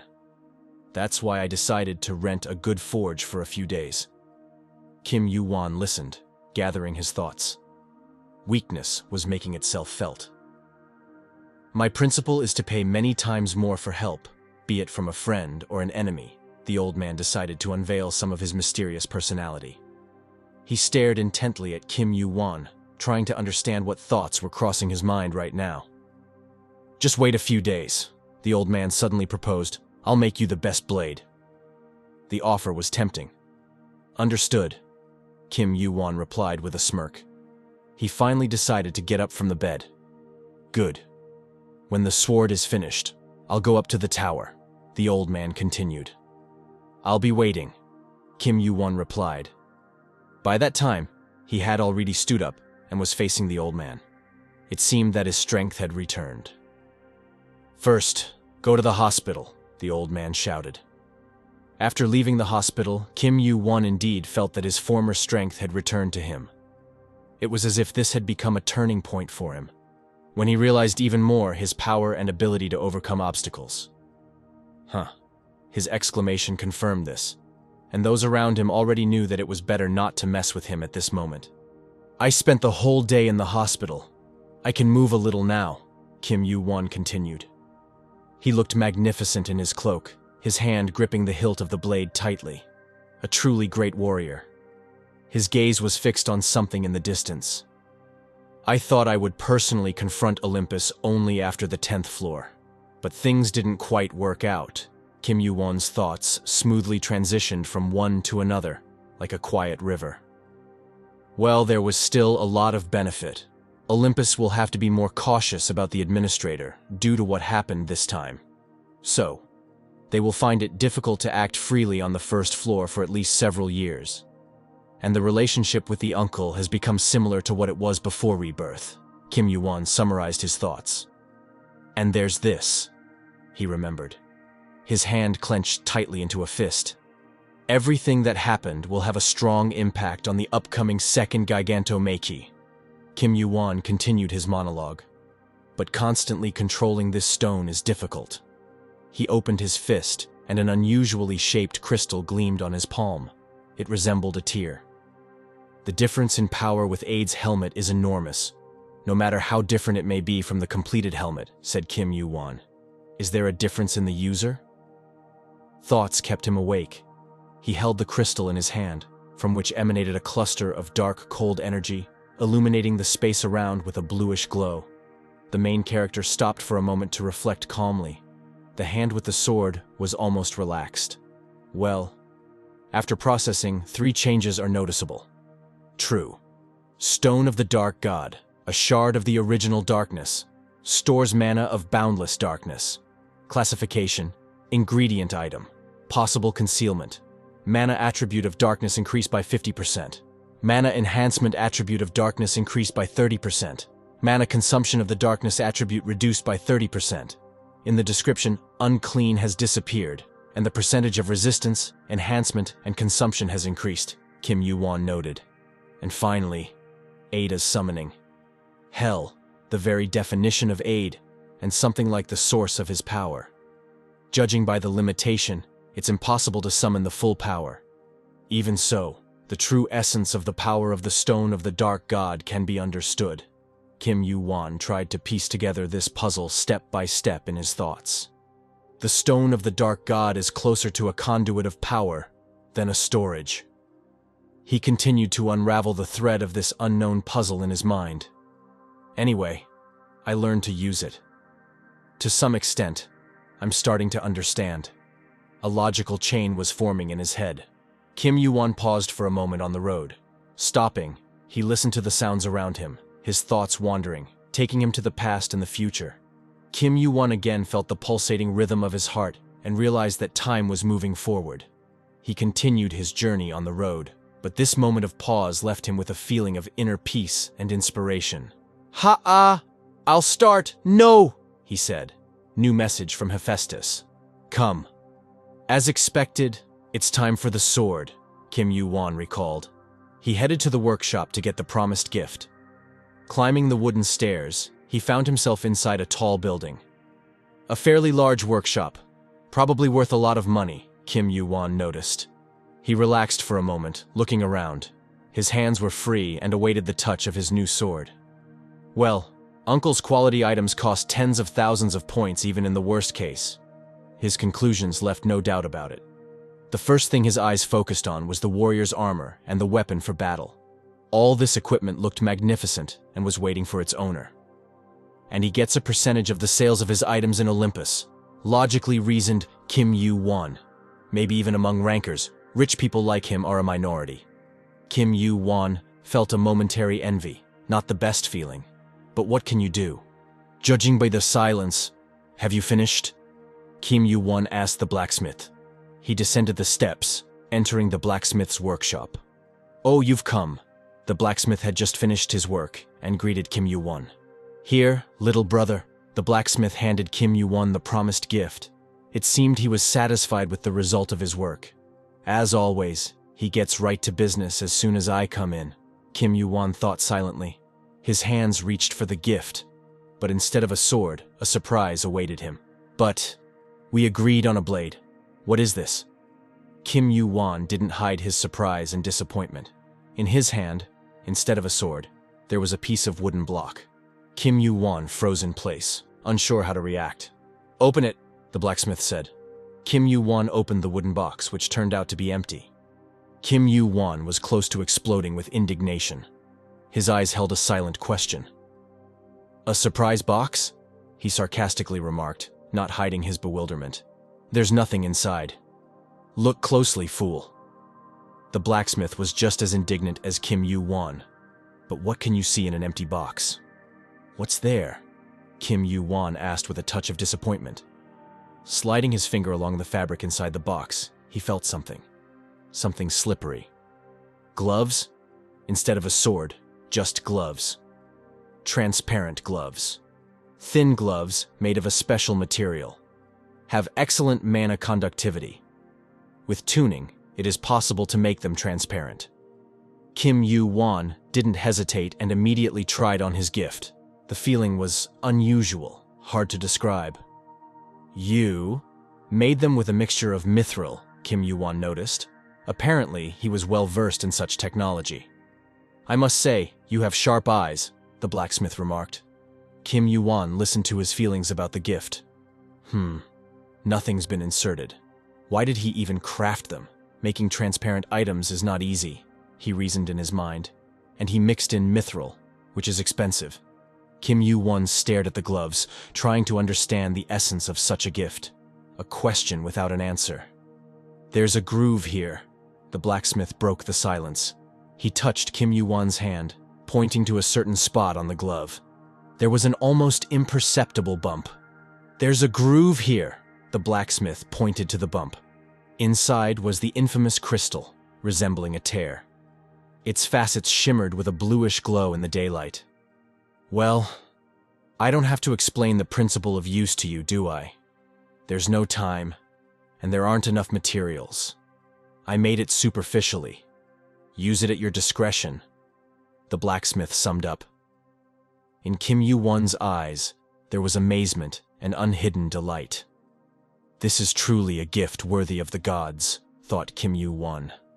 "Apparently, he wanted to make it easier for me to wear the dark god's stone," Kim Yu-won thought. "With pleasure," the blacksmith added after a pause. "Now look at the blade." Kim Yu-won unwrapped the dark-colored cloth, and before his eyes appeared a blade of incredible beauty. Magnificent craftsmanship. Every pattern was in its place, and the beauty of the blade was complemented by the chain hanging from the hilt with charms.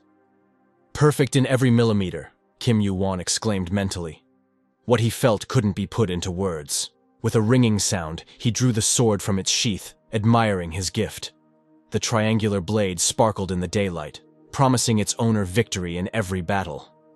The sword was stunningly beautiful. So much so that strength fills your hands just by holding it. Kim Yu-won realized it only when he grasped the blade. Simply deadly. "Choose a name," the blacksmith smirked. He stood opposite, still admiring his creation before it left the walls of his workshop. Blacksmith. "Hephaestus requests the sword's name. Choose a name." Kim Yu-won stood contemplatively, looking inside himself. Thoughts swirled inside him, merging into one another. The dense blackness from the dark god's stone powder obscuring the green of mithril, and the effects embedded in the item. The sword of the dark knight. The name was determined. "You shall be the sword of the dark knight," he said, addressing the blade.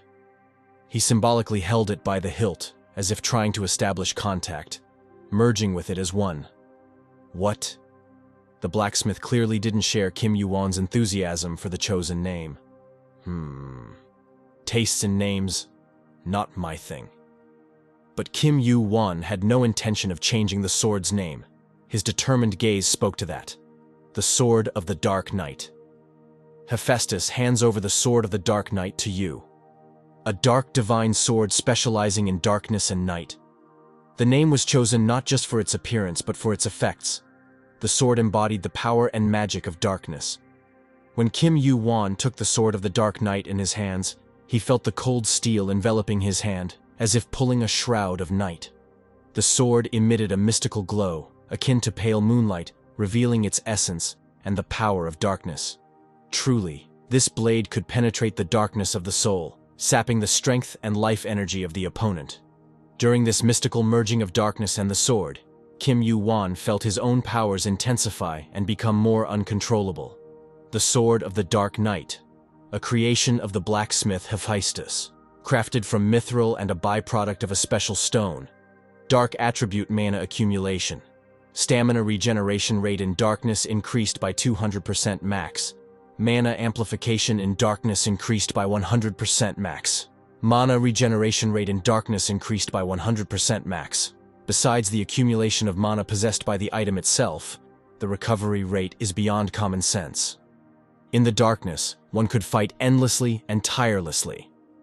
This truly exceeds all my expectations. Kim Yu-won admired his gift. The blacksmith, however, still wondered about the sword's given name. Finish the equipment with this name? Ugh, what is it? Although, of course, he looks wildly satisfied, thought the blacksmith, looking at Kim Yu-won. Well, they are a perfect match for each other. That's enough. Kim Yu-won, still admiring the divine creation, couldn't take his hands off the blade's hilt. His eyes shone with a special inner light, reflecting strength and valor. Do you plan to continue climbing? The blacksmith asked. Yes, that's the right way, Kim Yu-won replied. What do you think about Olympus? The blacksmith continued, his gaze revealing the importance of the topic. What? Overthrow it, Kim Yu-won confidently replied. Now, as the owner of a powerful weapon, he had no doubt about his strength. From the top to the very bottom, Kim Yu-won's words sounded like a verdict. Now he felt even more powerful and had no doubt about his victory. Is that so? The blacksmith said. He looked somewhere through Kim Yu-won, lost in his own thoughts. He looks impartial even when hit by a huge wave, the blacksmith thought. An amazing guy, not a hint of fear or hesitation. Turning away from his thoughts about Kim Yu-won, the blacksmith said, Go. We're done. I won't see you off. Leaving the blacksmith's building, Kim Yu-won felt freedom and the prospect of new events awaiting him beyond this place. He decided to continue his journey, ready for the trials and opportunities that the world had in store for him. A dry farewell. What was then, what is now, Kim Yu-won remarked. In any case, the blacksmith had always been like that. No unnecessary sentimentality.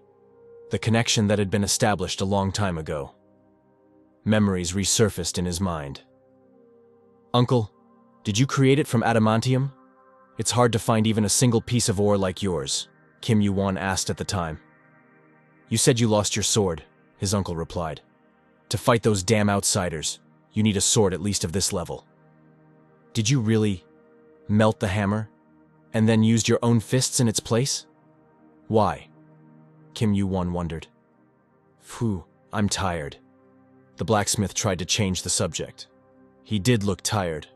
The work had been hard, but the result was worth it. Don't talk needlessly. Take it. Go. The blacksmith had always been reserved with his emotions. Or perhaps he wanted to appear that way. Who knows?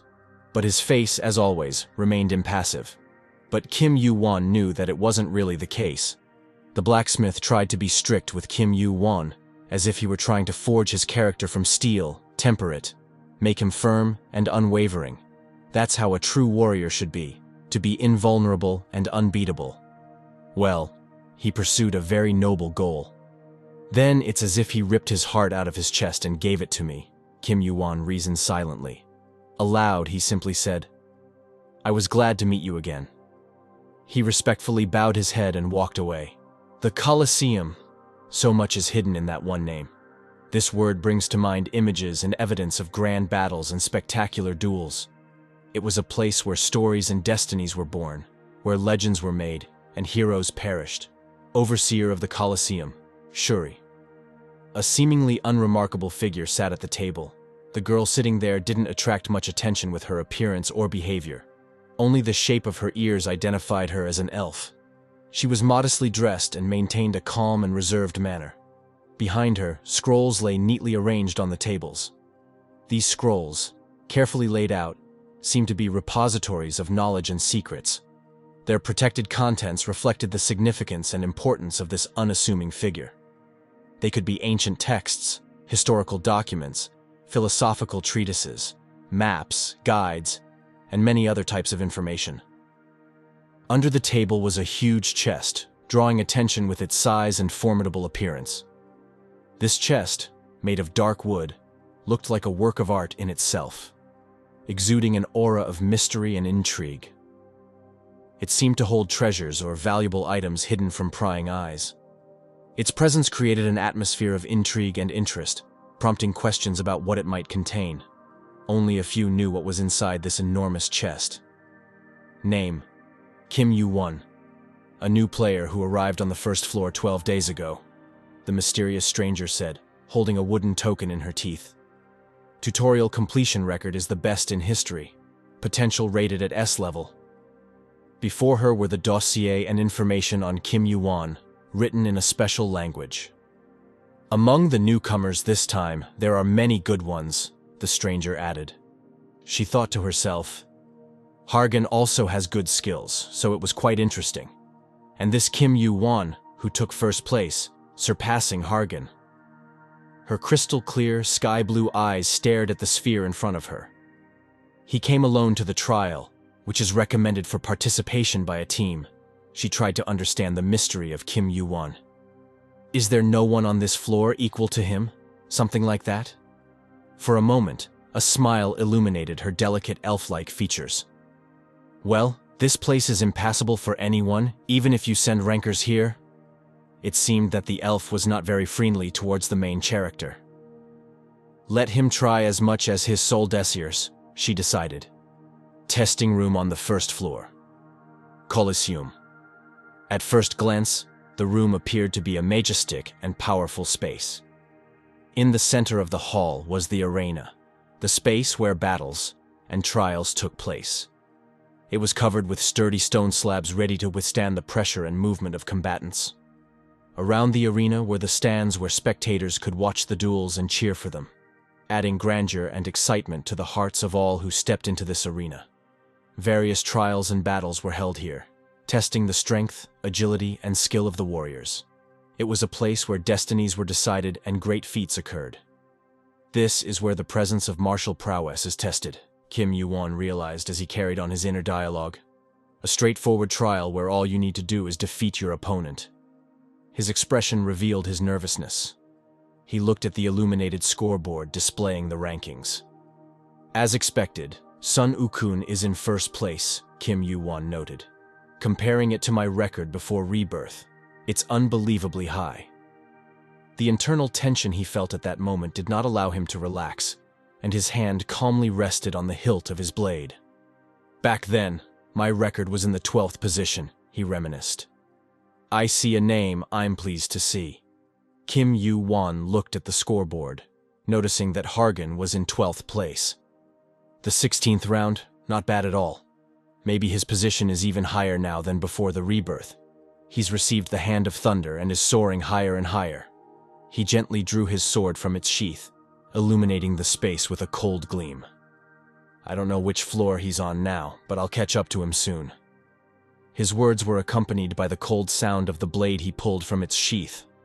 It was the gesture of a confident warrior. The trial begins. Defeat your opponent. A trial where the end cannot be foreseen because the more opponents you defeat, the greater the reward you receive.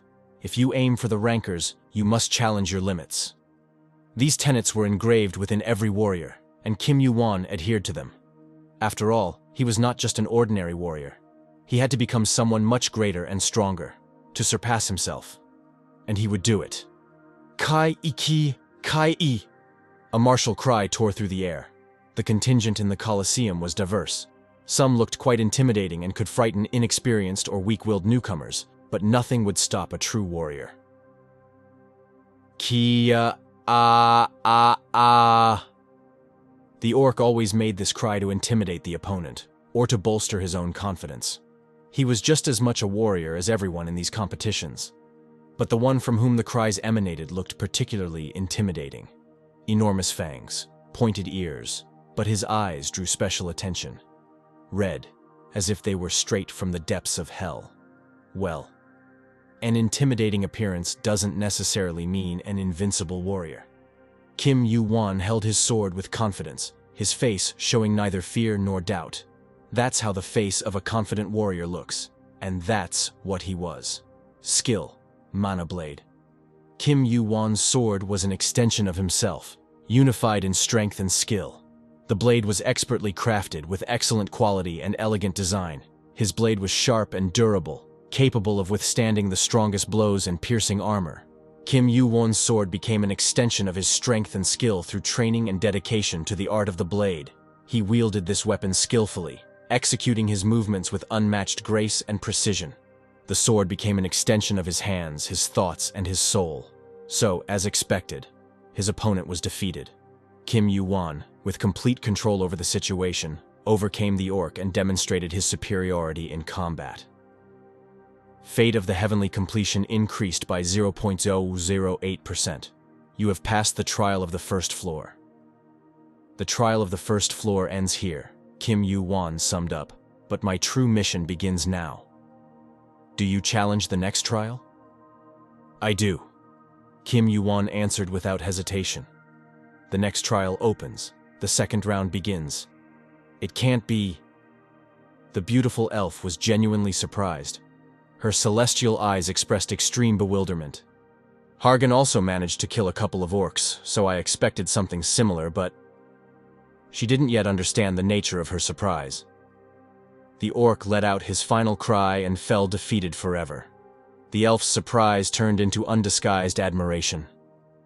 Isn't this a historic event? He's faster than Sun-ukun, the all-conquering Buddha, the great sage equal to the heavens. Kim Yu-won was so deeply concentrated that he paid no attention to any distracting factors. It felt like he was literally floating in the air, a strong and skilled warrior, truly deserving of admiration. His red cloak was an extension of himself. His eyes shone with inner fire. His opponents fell defeated one by one. Kim Yu-won fought without fatigue, without fear, without doubt. He was in a special state of mind, where there was only him and his powerful sword, fighting without a break. 9th round, 10th round. It seems he doesn't use powerful skills for the sake of conserving mana stamina. 11th round, 12th round.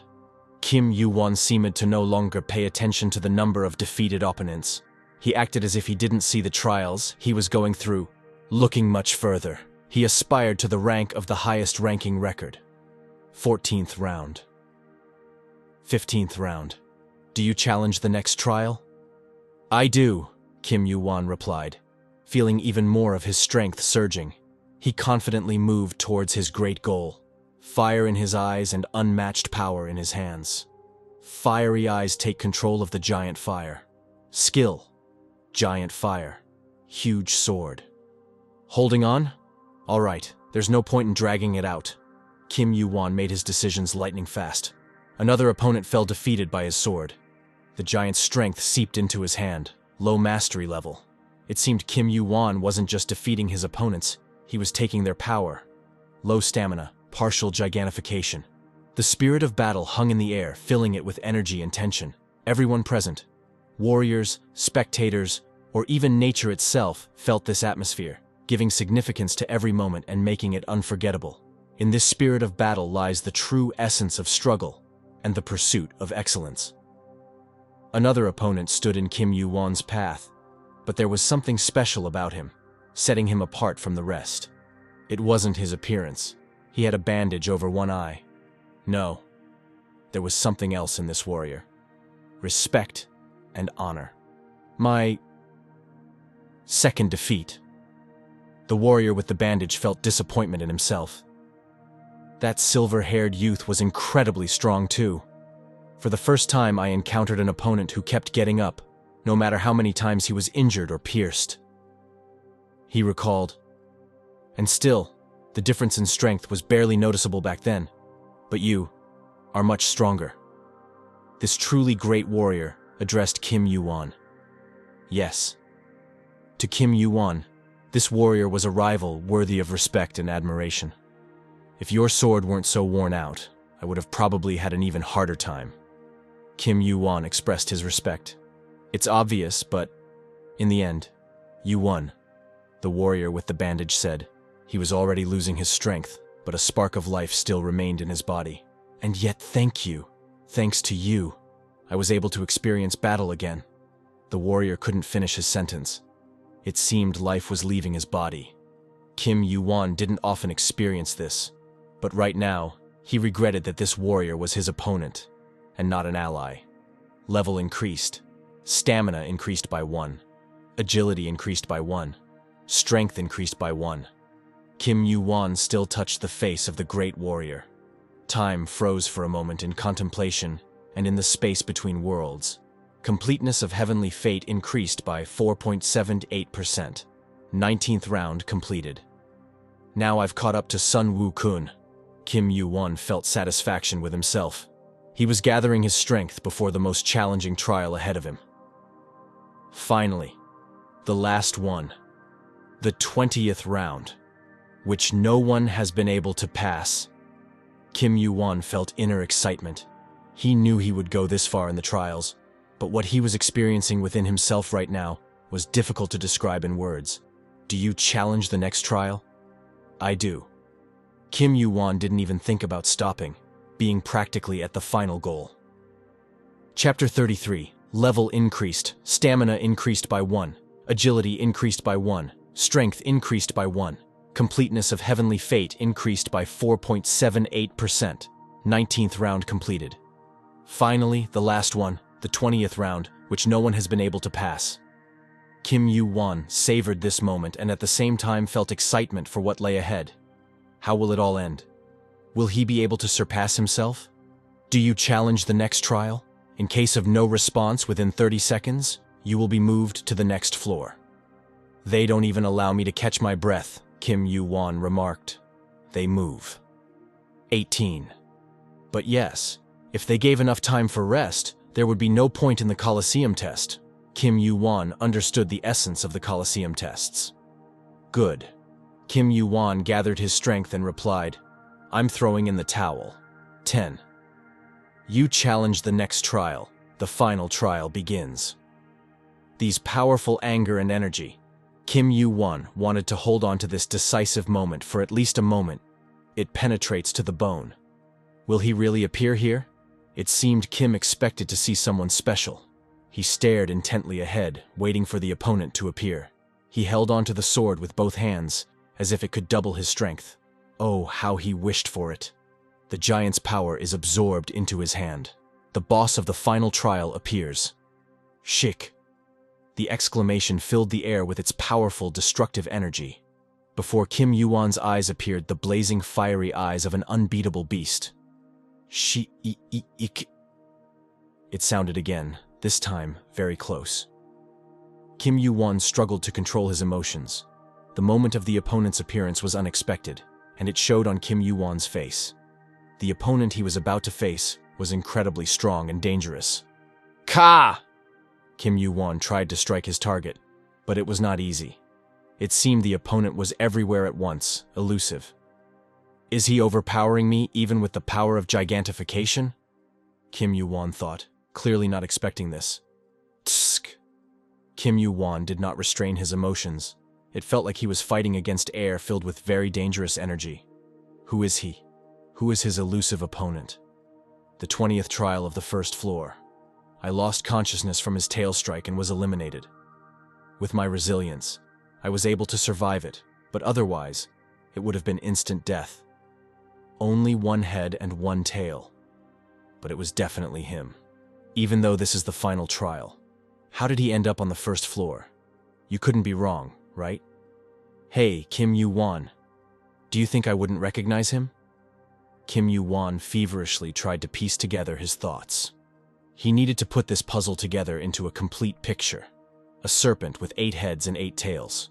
So huge that it can encompass 8 mountains and valleys. A divine or demonic creature, akin to the dragon race. And an ancient fragment of the outer god. He was definitely sealed by Susanoo a long time ago.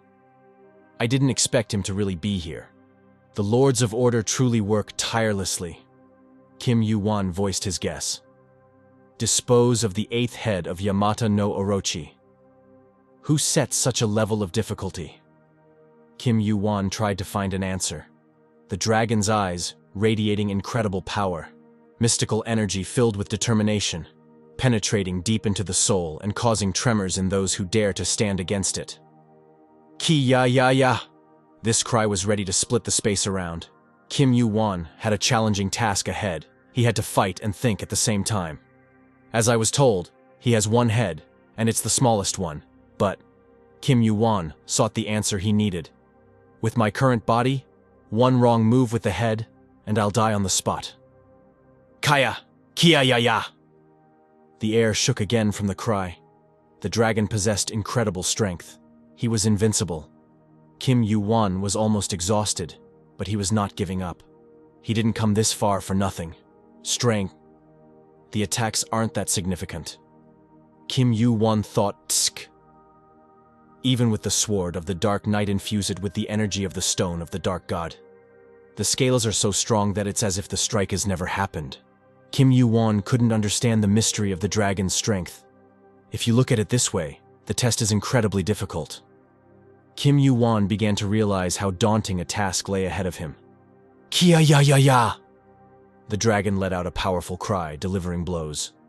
But the tower never gives impossible tests. Kim Yu-won understood that victory was possible. He just needed to strike the opponent correctly, find his weak point. It remained in Orochi's body. Kim Yu-won gathered his thoughts. I must find it. The elf silently watched the duel, unable to predict the outcome even herself. Why? Her blue eyes were focused. She too was trying to find an answer to what was happening. At some point he stopped attacking. Now he realizes his overconfidence. This question remained hanging in the air. She looked at Kim Yu-won. Indeed, you have already achieved the impossible result now. Give up already, Kim Yu-won. You've done enough. And injuring Orochi... I found it. Kim Yu-won's thought reached the elf's consciousness. What? She looked at him questioningly, awaiting a decision. Kim Yu-won's eyes shone with a special light. It was a fire of incredible power. Ki-e! Ki-e-e-e-e! The dragon tried to attack again and again with a cry. Could it be that what he's aiming for now? The elf pondered. Near the heart of Yamata no Orochi, the only spot where scales don't grow. She was visibly agitated, watching the duel as if enchanted. The only weak spot of Orochi. Oh yes. Kim Yu-won found that spot. All that was left was to deliver a deadly blow, and it would all be over. Ki-a-a-a. The dragon still hoped for victory in the duel. But the decisive blow was delivered right into the heart of the dragon. Ki-ki! The dragon let out a weak cry. He had not yet realized what had happened. Ki-e-e-e-e!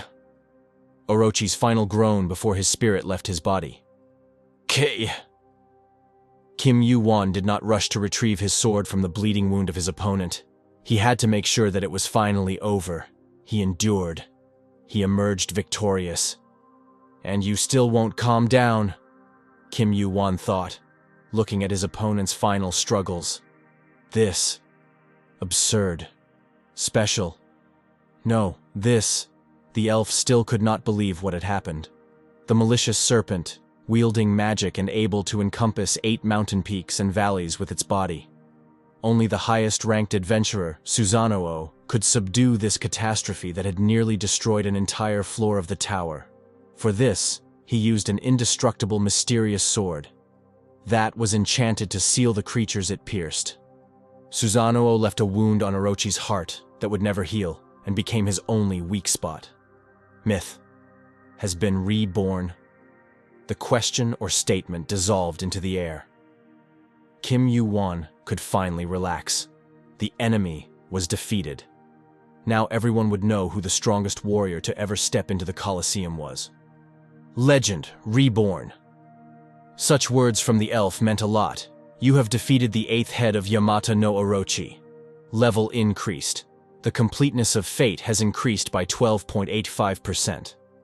Kim Yu-won sat, leaning over the body of the defeated enemy. Yes, it was a powerful opponent, and Kim Yu-won deserved victory over him. Without a doubt, Kim Yu-won's victory over the powerful adversary would become a symbol of determination, valor, and achieving the impossible. Strength has increased by 1. Agility has increased by 2. Endurance has increased by 1. The final trial has been passed. Your achievements are recorded in the Coliseum. Kim Yu-won deserved to be proud of himself. Level 69. Kim Yu-won.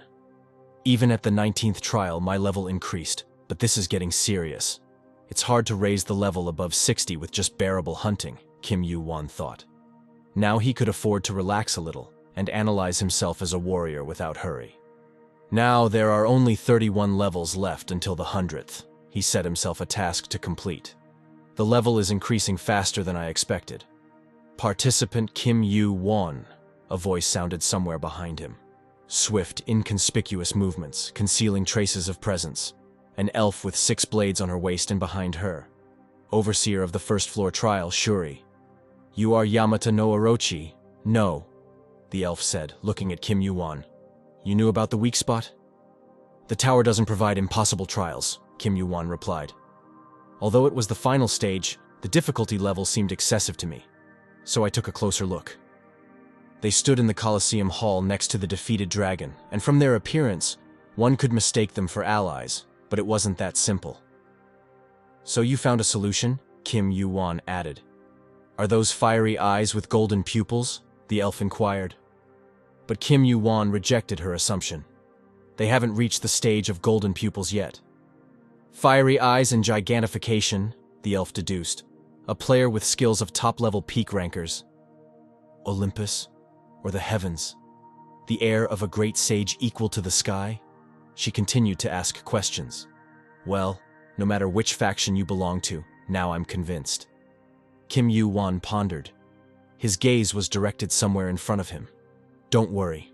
The overseer of the trial cannot disclose, the elf continued. Not only the course of the trial, but also information about the player who participated in it. Kim Yu-won looked at the elf, trying to understand what she had in mind. Or maybe he was overly suspicious of everything and everyone around him. She completely misunderstood something, he thought. Well, I don't really care. So, an additional reward from the supervisor.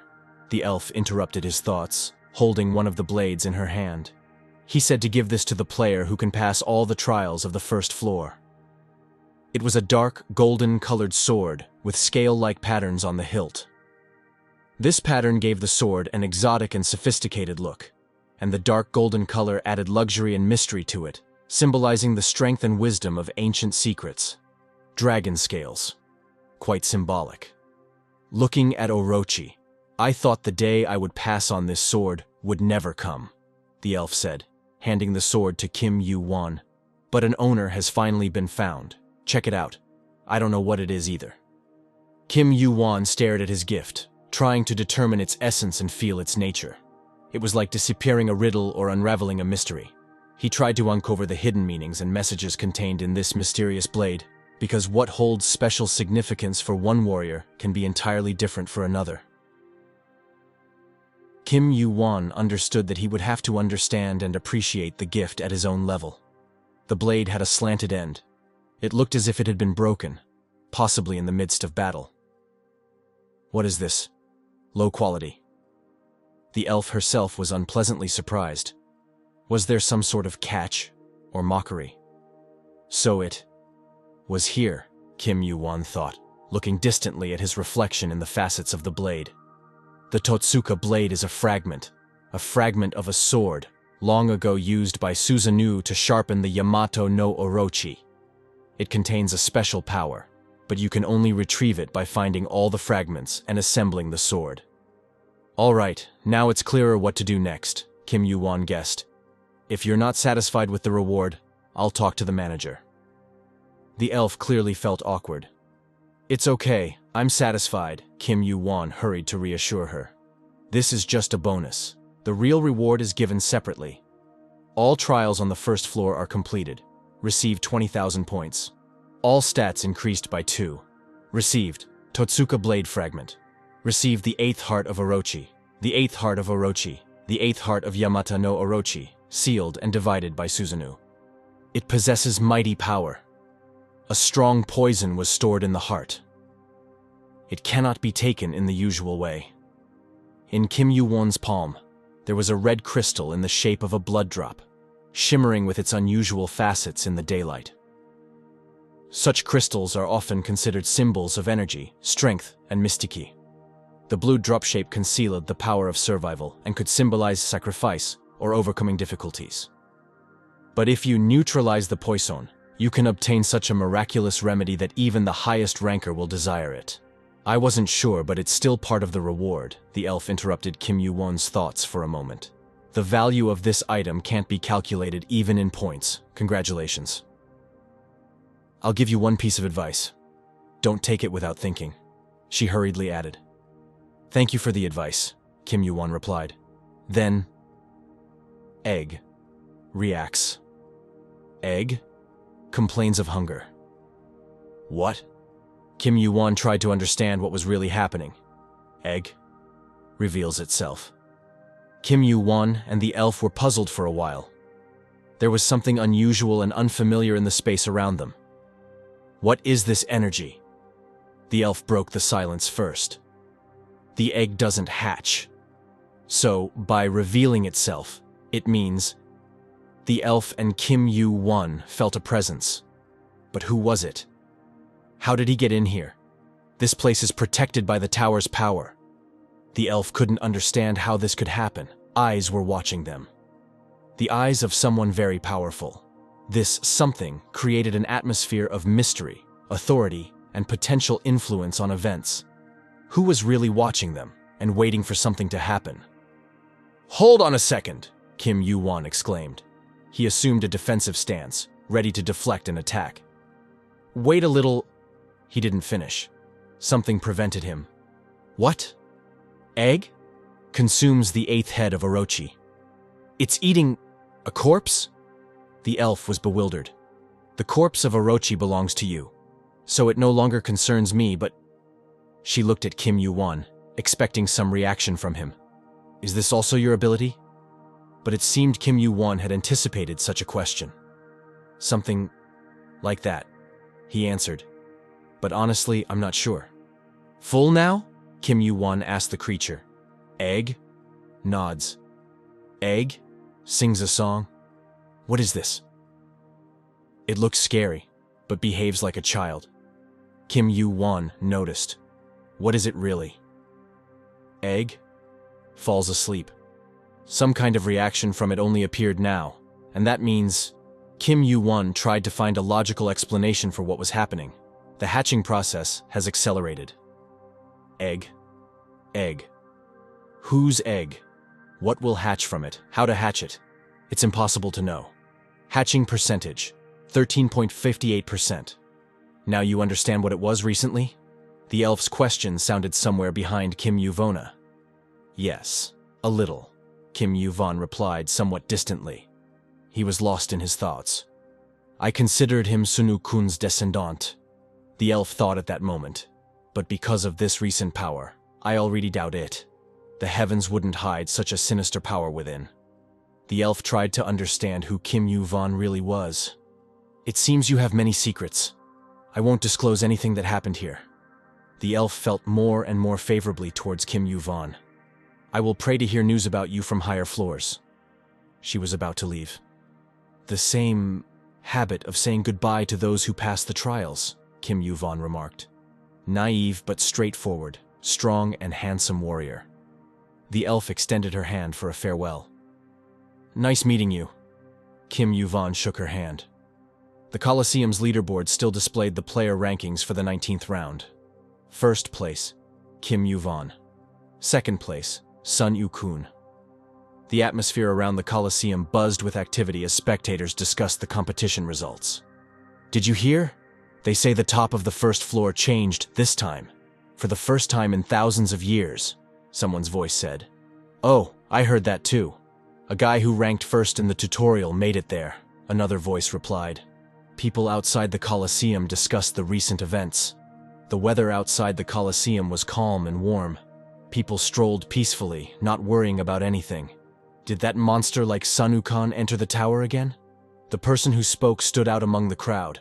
He wore armor, indicating he was also a warrior. They said he's from some Earth or something. I've never heard of that place, the warrior continued. The one he addressed wore a helmet that also covered his eyes. "He takes first place in every trial," the helmeted boy replied. "He'll become a ranker in just a few decades." Ninth floor trial. The labyrinth. As expected, Kim Yu-von passed it. "You have passed the ninth floor trial. A new path has been revealed. Reward for first place is added." Kim Yu-von gazed thoughtfully at the blue sky. "I've created several paths in the labyrinth, even though the trial's goal is to find the way." He thought, "I'm afraid I've spoiled the difficulty for future participants. But the reward here is good. I need it. Nothing can be done." Kim Yu-von allowed himself a moment of relaxation, simply enjoying the beauty of the sky and relishing his inner freedom. It's time to start moving slowly toward the meeting. He decided to break this moment of relaxation after all. The blacksmith greeted Kim Yu-von with a silent look, a reproach evident in his eyes. "A month has passed, uncle," Kim Yu-von replied, instead of the usual greeting. The blacksmith interrupted his usual work. Unfinished armor lay on the table before him. "I came for what you assigned to me," Kim Yu-von added. "A whole month has passed, hasn't it, uncle?" Kim Yu-won interrupted the awkward silence. "I came for what you assigned to me." "Uncle again? Shameless!" The blacksmith clearly didn't appreciate such an address. "Stay there and wait. I'll be done soon." He continued his work. "Yes, yes." Kim Yu-won sat on the edge of the table and watched the master work. The blacksmith was dressed as usual. His strong muscles were tense from work, and his skin glistened with sweat. "Aren't you hot?" He glanced at Kim Yu-won. "Hot," Kim Yu-won admitted. Everything around was filled with the heat of the forge, and it seemed like the air itself was melting. "It's so hot in the workshop, and he acts like it's nothing." Kim Yu-won marveled at the blacksmith's endurance. How did he manage to cope with such flames? The blacksmith had already gotten used to this temperature and seemed to pay it no mind.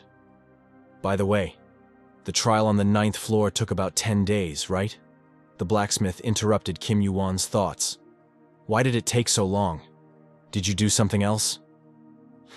I don't know," Kim Yu-won replied vaguely. "So you came for your thing and don't plan to answer questions?" The blacksmith laughed. "From the labyrinth, there doesn't necessarily have to be only one way out, right?" Kim Yu-won smirked in response. "It took me some time to pave new paths." "Not a path, but paths?" the blacksmith mentally noted. "He's quite crafty. At this rate, he'll quickly earn his reward." "In any case, I can't seem to make anything normal," the blacksmith said. "Now I'm curious how you'll fare in the next trial." He paused from his work and looked at Kim Yu-won. "Come again, and I'll make something else for you." He pointed to a powerful blade from an unfinished weapon hanging on a chain. "Will you need this for the next trial?" The blacksmith removed the blade from the chain and examined it critically. "Not that I'm skilled in such things." "Nameless sword. A sword made from various materials. Mana conductivity is low, but the sword is good in motion.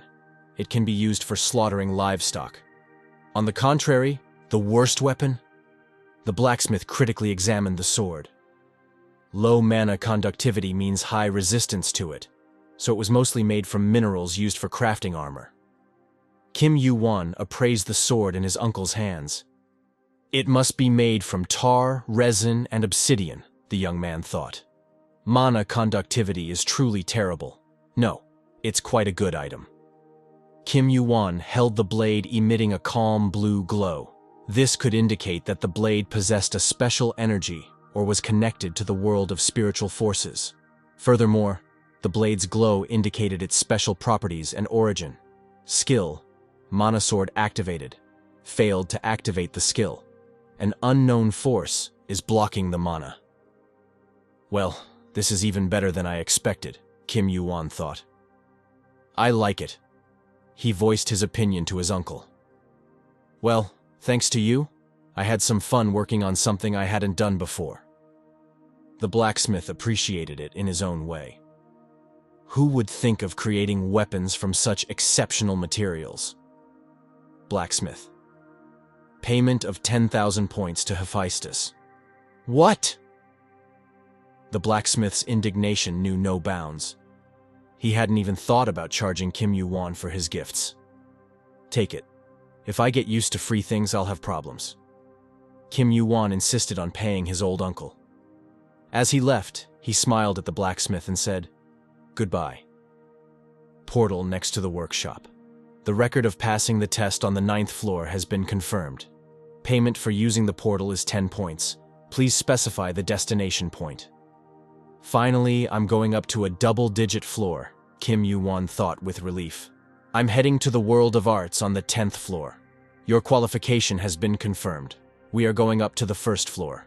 Welcome to the world of martial arts. Starting point, 10th floor, Infinite Hubei. A vast continent surrounded by the sea. The ecosystem of the world of martial arts was created by great masters. Unlike other floors, the trial on the 10th floor starts simultaneously with the ascent to the floor.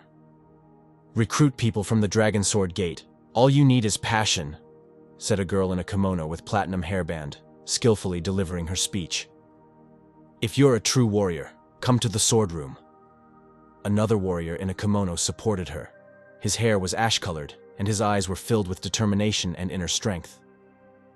Iron-heavy gates become as strong as steel, echoed another warrior, his confident gaze beneath thick brows, revealing an experienced fighter. Climbing the tower. There are no martial arts superior to the martial arts in the iron-heavy gates. All these people around were dressed in kimonos.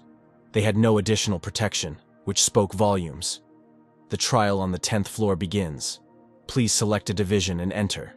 Please take the test with the selected division. Offers could be heard from everywhere. Come to us! Join us! A test that every person must pass, studying martial arts. A completely different type of trial. Those who cannot pass it will be stuck on this floor forever. There's no weapon market here. Kim Yu-won noted to himself. Nice to meet you. Is this your first time here? A guy of quite sturdy build addressed Kim Yu-won. Like everyone else, he was also dressed in a kimono, and he had a sword on his back. Judging by your attire, you're quite experienced. Do you use a sword? The guy opened his arms wide, as if for a hug. It's fate. You should come to us, to Changwon-mun, he addressed Kim Yu-won again. As for our division, the origins of Changwon-mun date back to ancient times. There were many people in kimonos around, including girls. Although it's not so important for such a large division. No, even if it is, for many, it doesn't matter. The guy continued his conversation. So, Changwon-mun, hey, are you even listening to me? The guy noticed that Kim Yu-won wasn't particularly interested in his story about the division's origins and their great history. I'm sorry, but I think I'll choose other divisions. Kim Yu-won politely interrupted the uninteresting conversation. In that case, sorry. The guy didn't insist much, but his eyes were ready to spark with indignation. Is he disregarding our Changwon-mun? An angry inner voice was about to burst out, but the guy restrained himself and continued his conversation with Kim Yu-won. Well, if you have no thoughts about it, it doesn't matter. Obviously, you're cautious because you just happened to come here. The guy tried to guess the chronicle of previous events. Since when do you know anything about our division?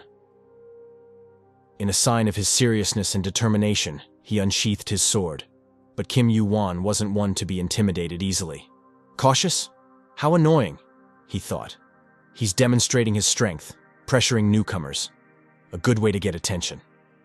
But his overly energetic efforts to recruit anyone into his division didn't go unnoticed by the people around. Aren't you afraid of punitive sanctions? If you touch newcomers, it'll reflect badly on the division's image, Kim Yu-won said. He was already getting tired of this persistent guy. Come here, Kim Yu-won thought. What's with this guy's gaze? The guy had literally lost self-control. His eyes were flashing with anger. The guy deliberately tried to offend Kim Yu-won, not yet knowing who he had to deal with. Their conflict did not go unnoticed. What's going on? Isn't it Yang Won-il? Was heard from the crowd. That crazy guy from Changwon-mun? What's going on there? Changwon-mun decided to take all the foreigners for themselves. This is greed. Try hard. Others supported the conversation. But Yang Won-il suddenly knelt down. But what is it? Someone exclaimed in surprise. Well, apparently the stranger earlier, suggested another voice. Out of the way! Yang Won-il shouted, pushing everyone to the sides. He was furious. Damn, How embarrassing, thought Yang Wan-il. This idiot. When will I meet him? Kim Yu-won continued on his way, quickly moving forward. 10 days have passed since we climbed to the 10th floor. So far, I have walked more than 4,000 kilometers during this time. Kim Yu-won was indignant. The world of martial arts is a complete problem. There is no suitable means of transportation here, so everyone has to run on their own 2 feet, he noted. This is Tianshan. Kim Yu-won stopped, admiring the beautiful views. 10th floor of the Tianshan River. I think I'm almost there, suggested Kim Yu-won. We must hurry. Kim Yu-won quickened his pace even more, trying not to be distracted by the beauty of the surrounding nature. Suddenly something caught his attention. He stopped and listened. About 20 people, he determined, and not so many. Each of them is quite experienced. In the end, Tianshan looks like a den of monsters, stated Kim Yu-won, continuing on his way. Who is this? It seems he got lost, was heard from different sides. How did he know about this place? Don't be too careful. I'm not an enemy, Kim Yu-won reassured the monsters. This place near the Tianshan mountain, Kim Yu-won thought. Isn't Tian Mashchin protected? Suddenly, people in kimonos blocked his way. Are you aware? Said one of them.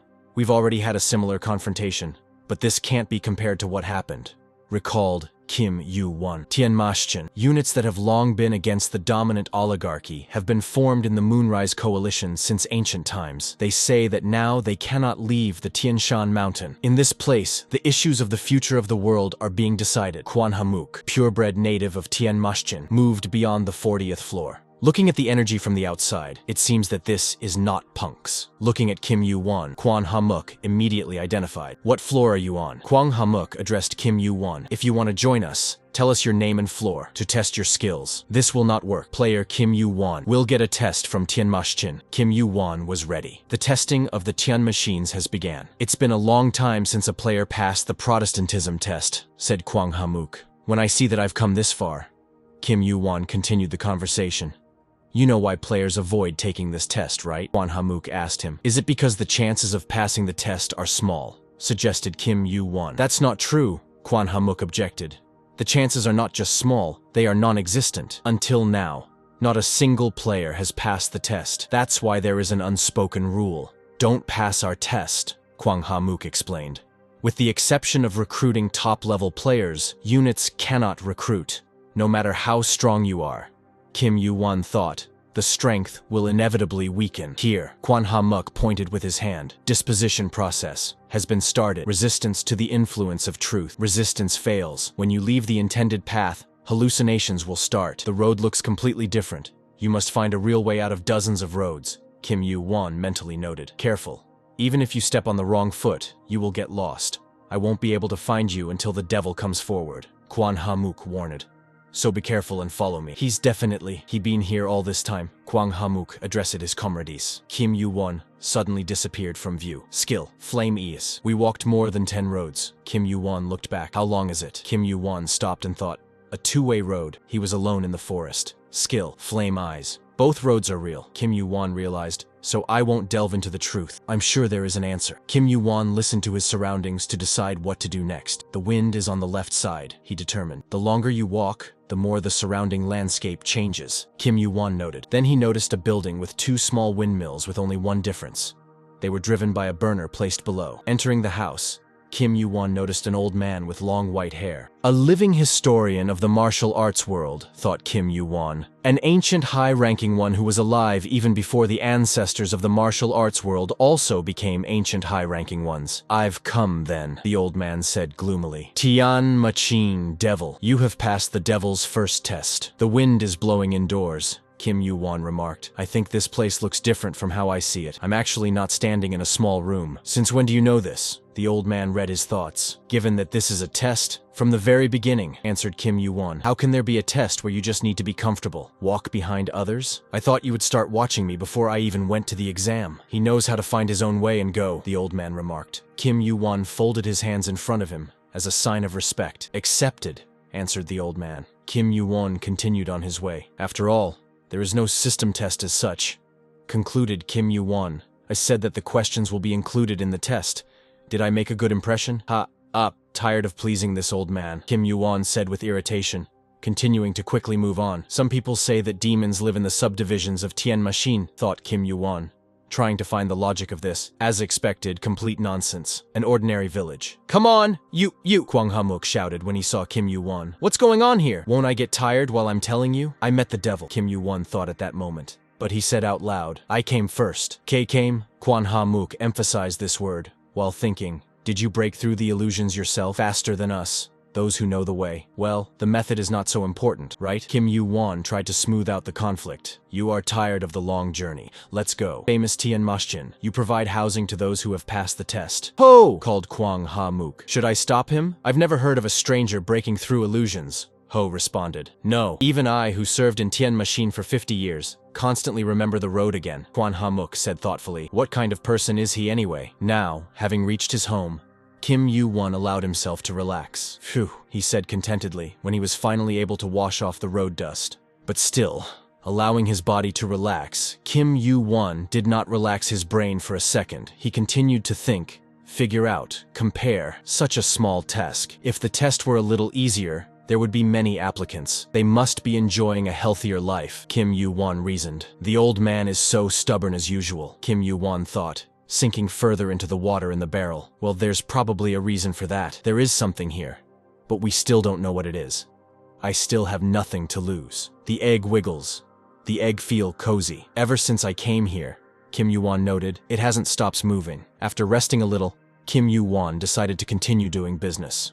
What to do on the 10th floor? Pass the test of the highest cult of the heavenly Damontin machine. Of course, sighed Kim Yu-won. There are rumors that it is impossible to pass. If this is true, the reward should be priceless. One of the warriors answered him. The heavenly warrior appeared at the beginning of the war, thought Kim Yu-won. It happened before Kronos made a time jump. That's why I'm talking about it. I don't know anything at all. I had no choice but to meet the demon face to face. Kim Yu-won sat thinking about his own thoughts. If we are talking about the kingdom of Murim, then their test is simply delightful. Interrupting the flow of thoughts of Kim Yu-won, said one of warriors. If we win, the elixir will be in our hands. We will also easily enter the social circle of Big Sheik. A reward is of course good, but winning is not so easy, answered the guy in armor. Come on, is there anyone among us? Anyone who failed their test? One of the warriors objected. Do you want to fight? The long-haired blonde suggested, turning to Kim Yu-won. You think this is an easy test? Huh? Why didn't you smart guys notify me about this? Answered Kim Yu-won, while thinking, who started this, and why are you staring at me? It's your fault that you didn't go through and just went up to the next floor, the guy in armor said angrily, taking off his helmet. Oh, what are you saying? The long-haired blonde shouted in response, clenching his fists. And why am I the only one who doesn't know? Kim Yu-won calmly asked. It's all his character's fault. He will never forgive himself for not joining the Murim Great War and passing the test, recalled Kim Yu-won, relaxing in the water. In any case, no one knows what fate has in store, but my efforts will definitely be in vain. Egg. Whose egg is this? Who will hatch from it? What needs to be done for this? Everything is in question. The egg is moving, the egg feeling cozy. Because ever since I came to the territory of the heavenly demon Tian Machine, Kim Yu-won, this fellow won't sit still for a second. About a month ago, a few days after the clearance of the Coliseum, 2nd floor. It has increased in size several times, Kim Yu-won noted, lying with the egg in his hands. A mysterious egg with the ornament of the outer gods. I noticed how it, even before hatching, resembles orochi, a huge snake monster, in its habits. In this regard, I came up with several assumptions. Kim Yu-won intensely compared everything in his head. Is this really the egg of the outer god? Dozens of eyes and sharp teeth. Will it look like this when it hatches? No. Even I, after so many years of war, cannot know for sure. The external ones do not have a permanent form. They sense the fear and despair of the enemy. These are unexplored and indescribable creatures. Hey, are you sleeping? Said Kim Yu-won, still holding there is an egg in his hands. If my guys were here, we would discuss this together. Kim Yu-won became sad. Should I leave him or not? Said Kim Yu-won, falling into sleep. The egg nods. The sleepy state instantly disappeared. If you react to my moaning about what to do with you. So before you heard and understood me but ignored me. Kim Yu-won directly addressed the egg. Oh, yeah, that won't do, said Kim Yu-won, taking out his sword. I'm sorry. The egg is shocked. Kim Yu-won swung his hand, intending to hit the egg. The egg screamed. As expected, nothing happens, Kim Yu-won thought without a hint of surprise. The egg started to shrink. Just like orochi, it can use physical force, but does it recognize me as its owner? Thought Kim Yu-won, still threatening the egg with his sword. I don't understand. It can't attack back or doesn't want to, Kim Yu-won wondered. We can only wait. Now on the 10th floor, the egg feel cozy. What? Do you like it? Asked Kim Yu-won to the egg floating next to him in the water. The egg nods. Look, now you're answering me, right? Kim Yu-won quipped. The egg falls asleep. You slept for a month, and now you are silent again before falling asleep again? Give me at least one hint. Kim Yu-won tried to stir the egg, but there was no reaction. The external god and heavenly demon Tian machine, asked Kim Yu-won. Maybe it's better to just go into the tiger's lair, huh? Next day, High Cult of the heavenly demon Tian machine. The topic of the meeting of our cult is quite topical. One of the ministers began the conversation. Higher cult meeting. 4 clerics gathered to discuss the cult's agenda. The test has been passed. This is the first time this has happened since Chung Charyun. Was it about 30 years ago? Asked the Lord of Heaven, God Chan. Next to him, the Lord of Heaven, God Du, sat deep in thought. Almost. 34 years have passed, answered the Lord of Heaven, God Kwan. Who is he? This Kim Yu-won. You don't know this person? You live in the mountains of the sky. I told you many times that you should not neglect the things that happen in the bash. The Lord of Heaven God. Du did not finish his sentence. He was interrupted by a blow with his fist about the table. Enough grumbling. Tell me what he is like, said the Lord of Heaven God Gom. I heard that he wins on every floor of the tower and raises his rating. There was doubt in Gom's eyes. It's hard to believe. Most likely these are exaggerated rumors, he continued. However, the inscriptions engraved on the tower cannot lie. This problem cannot be solved by talking. First, let's look at it ourselves, suggested God Kwan. Let's get started, God Shan. Warriors in kimonos entered the huge hall where the gods sat. Attention, came the command.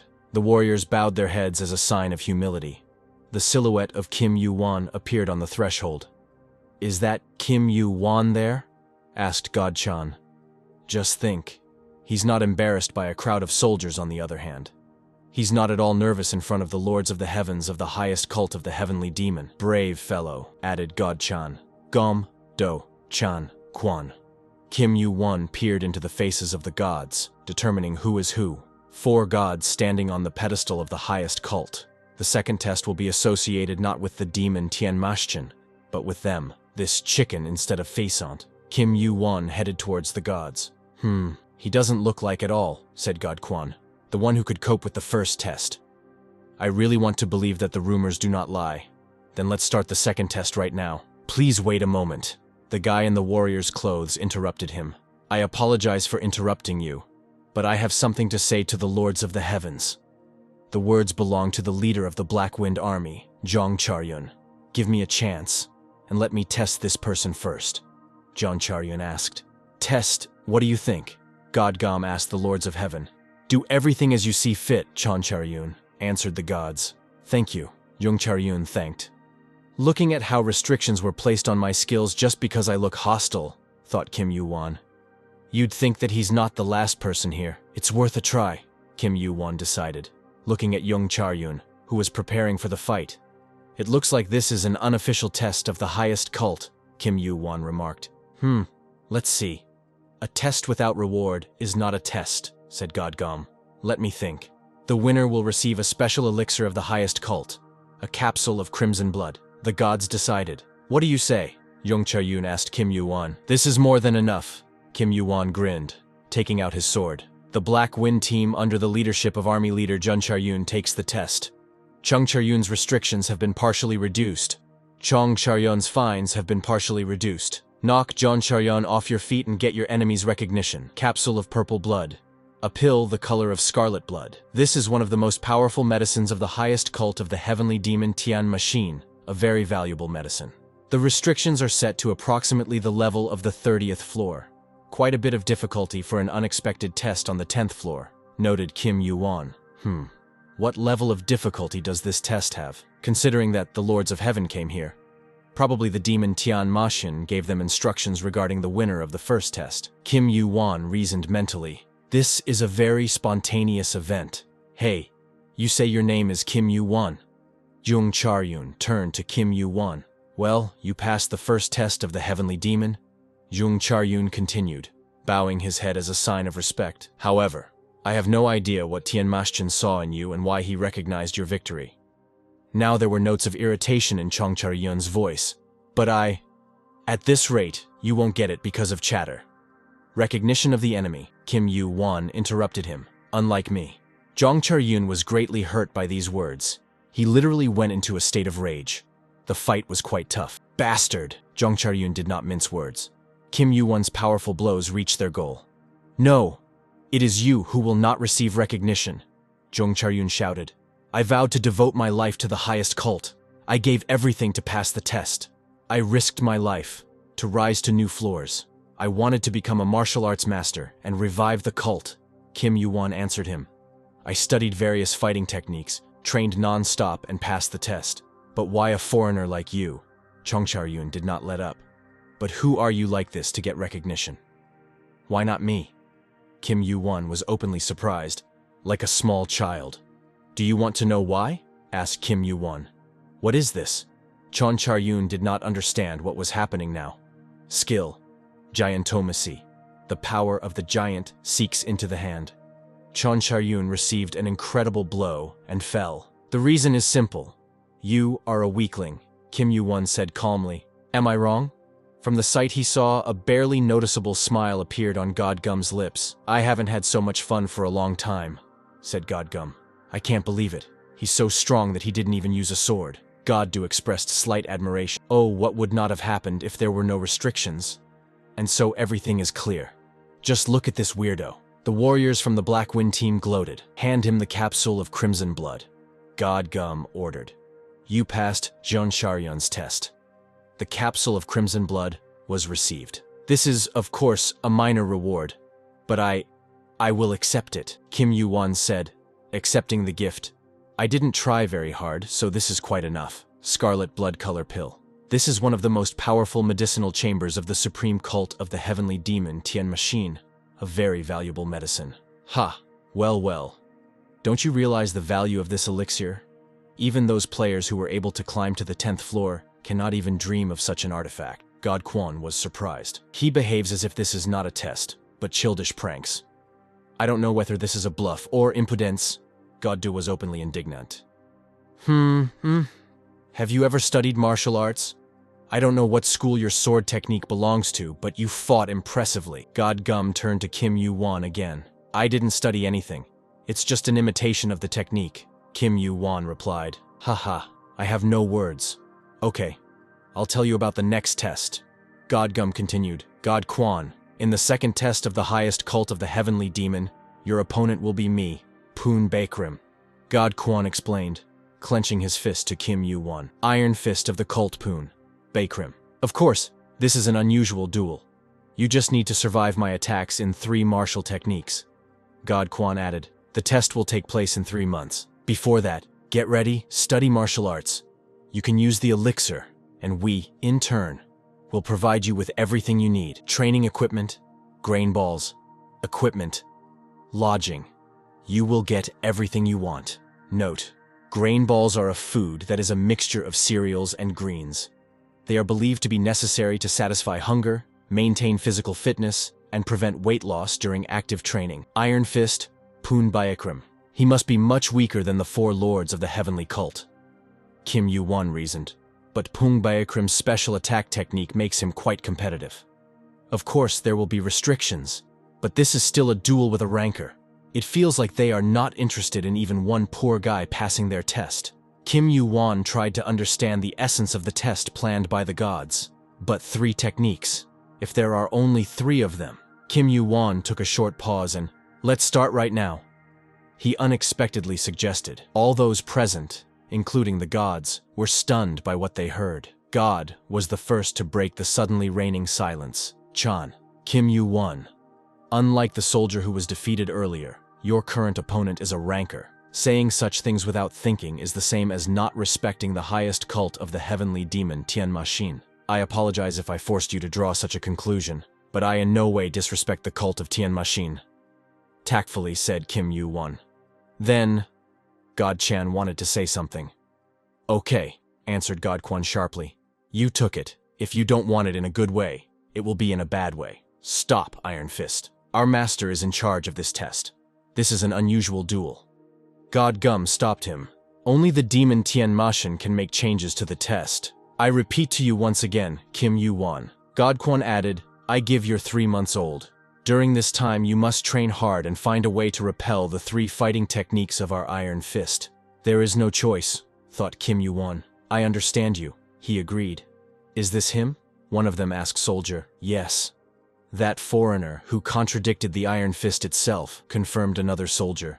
I even heard something about him. He doesn't look like he's crazy. He doesn't seem to understand what a high level the Lords of Heaven are. His interlocutor objected to him. Too much gossip, thought Kim Yu-won, leaving the hall. All this looks like a soap opera. Why did the Lord of Heaven want to supervise me? Kim Yu-won tried to understand, looking at the back of Godgum. Is he driven by curiosity or wariness? Is this also an order from your master? Kim Yu-won asked. Godgum. No. Let's just say I'm doing this out of personal interest, Godgum answered. It's been a long time since I met a stranger. I watched you in action, and now I have high hopes. I think you can pass the test. It sounds like he really wants me to pass the test. Kim Yu-won tried to get to the bottom of the truth. On the other hand, it's not like what the representatives of other schools say in cults, who just want you to join them and help revive their former greatness. And why do his words sound so sincere? Thought Kim Yu-won, following Godgum through the empty hall. We are in the right place.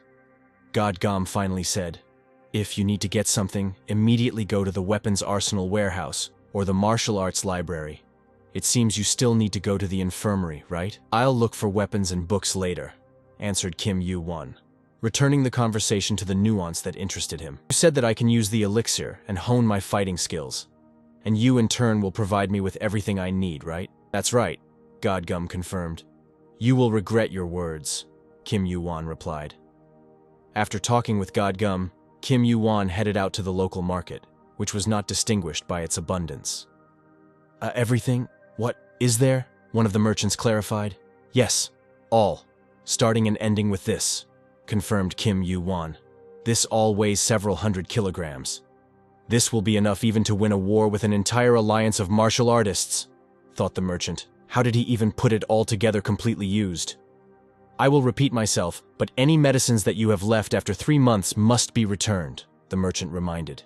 And yet, you are the only one who can use them, and if the medicine that you return, it will be damaged. I must compensate for the damage at my own expense. I remember everything. Kim Yu-won interrupted him. In that case, see you in 3 months. Everything that remains, return. You, whining, he mumbled after him, merchant. Oh yes, I understand. Although, there will be nothing left, thought Kim Yu-won. Deciding not to postpone the training, Kim Yu-won arrived at the place. It was the training cave of the supreme cult of the heavenly demon. Kim Yu-won examined the place illuminated by the light of his torch. This structure can be opened only from the inside, unless, of course, you break the entrance from the outside. Kim Yu-won immediately determined.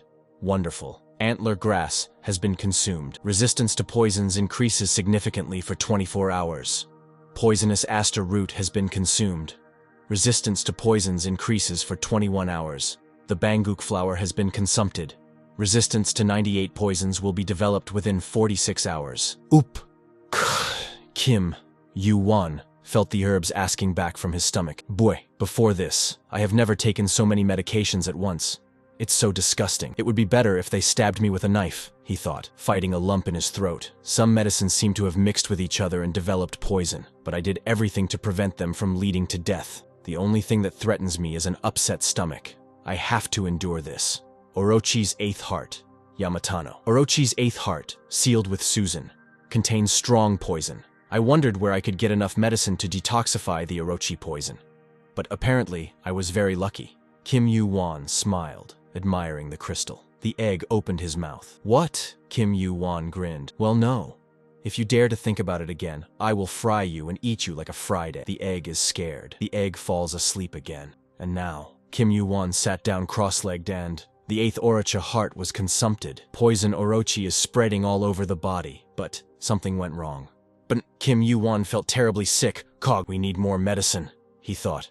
Mana increased by unit. Mana increased by unit. Mana increased by unit. Kim Yu-won was in bewilderment. Something was happening to him. Mana increased by 1. What the? Mana increased by 1. Mana increased by 1. What the hell? Why does mana increase so quickly? Thought Kim Yu-won. Is it really possessor of mana? One of the powers of the owner who controls mana. Level S+. Skill, 3.05%. Mana. Recovery rate increased by 10%. The level of enthusiasm is elevated. The level of dominance has been raised. And what does control mana mean? Kim Yu-won tried to understand. It's as if mana itself follows me. This. Maybe I can absorb mana without leaving a drop, thought Kim Yu-won.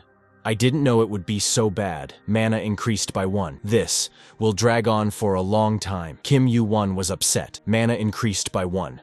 Mana increased by unit. Mana increased by unit. Mana increased by 1. 1 month later, the warriors stood at the entrance to the training cave, trying to determine what might be happening there. It's already been a month, and he still hasn't done anything. Yong Charyun was the first to break the silence. I thought he would go out to learn some secret fighting technique or something, but it seems he was going to spend the whole 3 months there. Anyone who gets to the 10th floor will not miss the chance to learn secret techniques in the field of martial arts, thought Kwan Ha-muk. He must already know enough.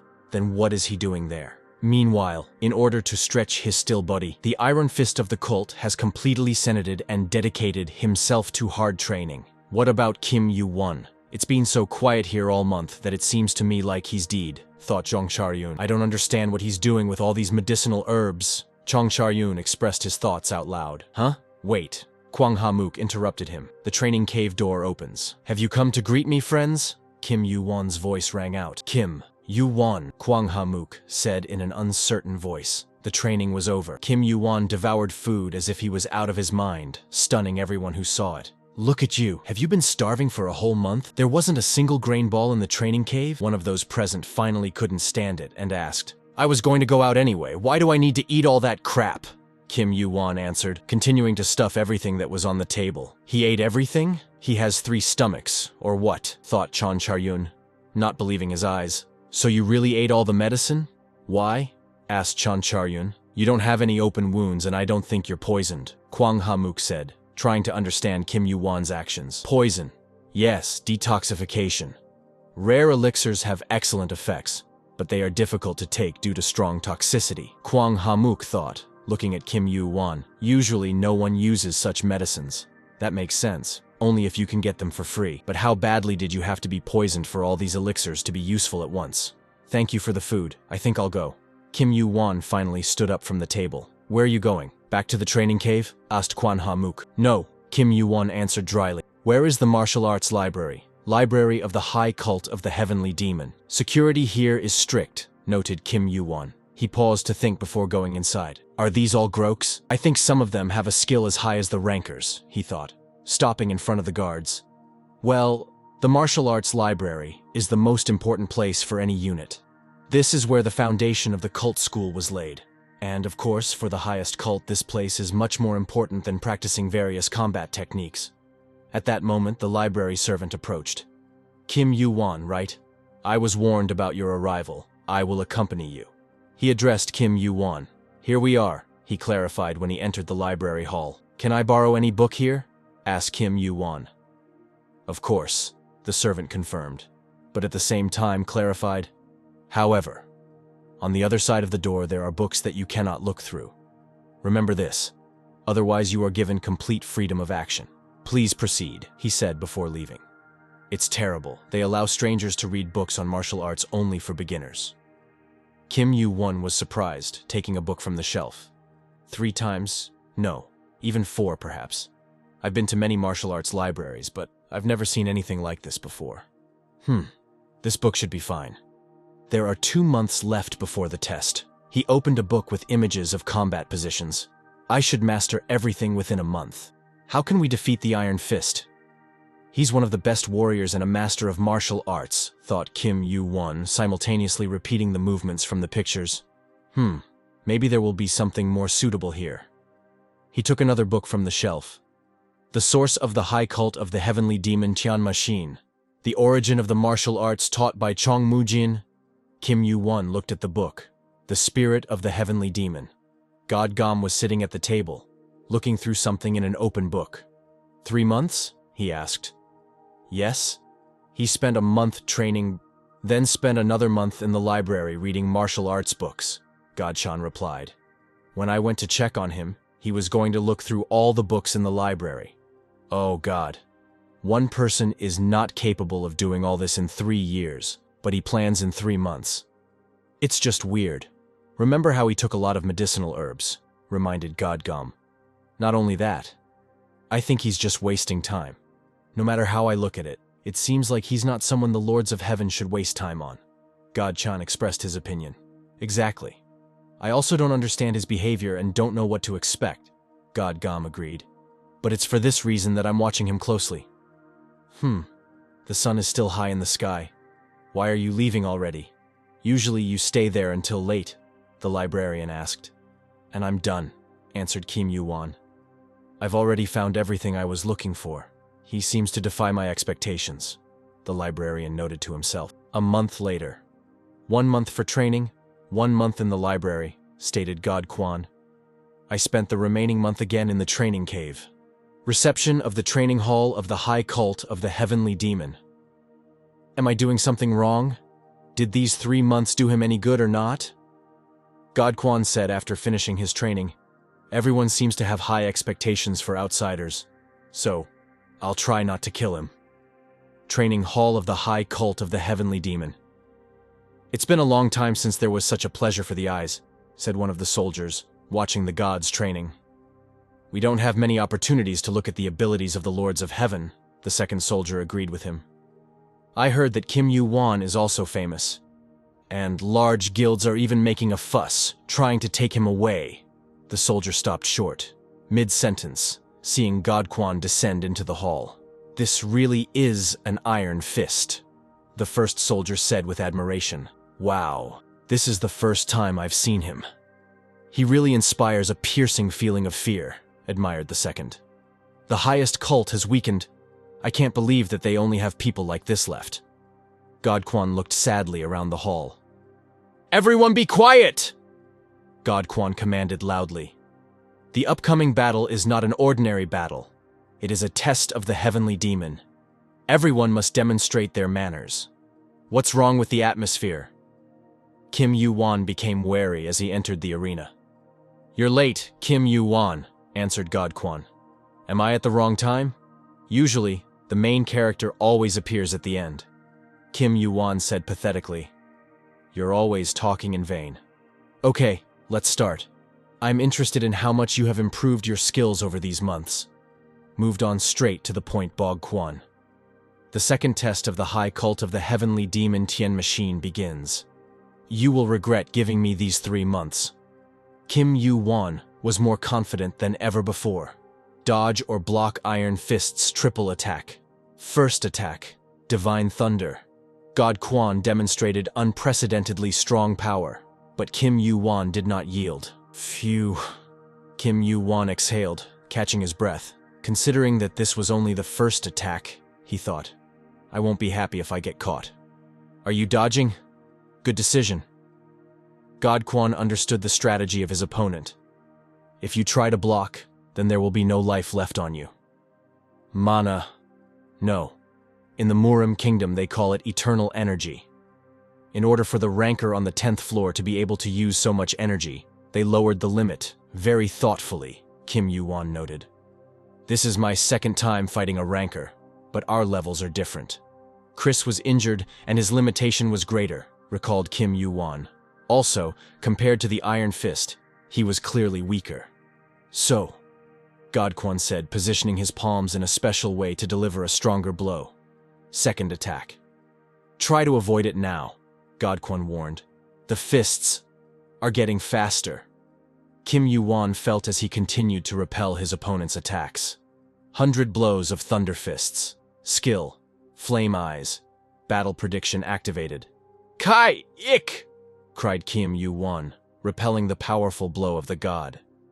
Dodged again, noted God Kwan, while admitting that the opponent turned out to be worthy of him. This guy, his movements are not just fast, it's like he's reading my attacks, God Kwan noted. Red eyes, isn't that a skill? A skill that helps him predict my attacks.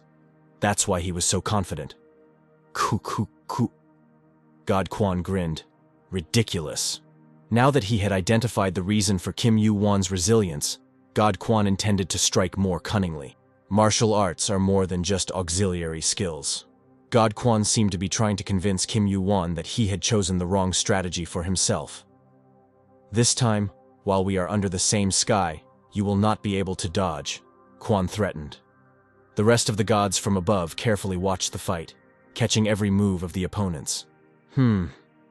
It feels like this attack will also cause damage outside the training ring, God Chan suggested. Then we need to create a barrier so that no one gets hurt, suggested God Gom. I'll do it right now, agreed God Chan.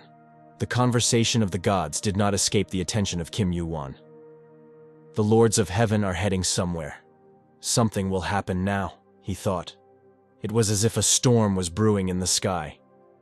The attack must cover the entire training ring. I won't be able to dodge, thought Kim Yu-won, realizing that he would have to urgently change his tactics. If the radius of destruction is large, then there is a chance that the force of the blow will be weaker. I'll block this time, decided Kim Yu-won. Skill, Giantomachi. The power of the giant seeks into the hand. Stopped running? This may be the right decision, but God Quan noted, you met the wrong opponent, Kim Yu-won. Third attack, lightning breaking the sky. The effect of this was so powerful that the sky seemed to shatter into pieces, falling to the ground. I almost died. God Quan barely uttered the words. Everyone could see that he was absolutely exhausted. Is this a god-rank power? The soldier seemed afraid to say this question out loud. Then Kim Yu-won, the second one timidly suggested, not daring to finish speaking. 3 attacks blocked by Quan Chonju. The second test of the high cult of the heavenly demon Tian machines has been passed. Such strength corresponds to a player who climbs a tower, becomes a ranker. Kim Yu-won seemed proud of himself while giving credit to his opponent. I was able to block. But his strength along with his skills are incredible. I blocked it anyway, admitted God Quan. I assumed that the attack could be blocked, God Quan thought to himself. But you restrained it and are still standing on your feet. Do you want to continue playing? God Quan asked. Would you like to continue with the exam? Restrictions are hovering around him, Kim Yu-won reasoned. Now he is serious. This is what I wanted, Kim Yu-won admitted to himself. God Quan was waiting for an answer. Where did you get this power from? He asked Kim Yu-won. You can't call it a heavenly demon spirit. It's still nothing more than an incomplete shell. The gods watched tensely, waiting to see how it would all end. Oh my god. I heard he spent a month in the library. Is this what he found out there? Exactly. It looks like Quan Cheonju is surprised. God Du expressed his guesses. The basis of a heavenly demon spirit is form, also known as material mana. Your own will generates this form in its own way, God Gum thought. Even if it is only a form that is just beginning to materialize, it is still a heavenly demon spirit. Kim Yu-won, how far have you gone? Since you don't seem to be going to attack first, said Kim Yu-won, I'll start. Fortunately, it is effective. What a pity. If this was a real heavenly demon spirit, then I could force it to obey, Kim Yu-won boldly suggested. 47 attacks by Quan Chonju are blocked. Damn! God Quan screamed. Even if this is a form, it's difficult for me to fight against the spirit of the heavenly demon, Quan Cheonju thought.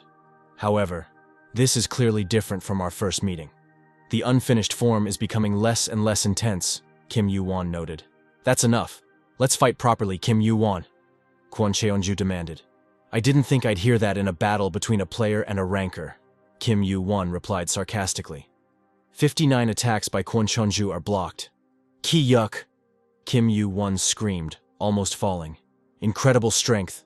Time passes, and his spirit is restored, noted Kim Yu-won. Has he already met the spirit of the heavenly demon? Or, my strength is weakening? Quan Cheonju was surprised. 59 attacks? Ha!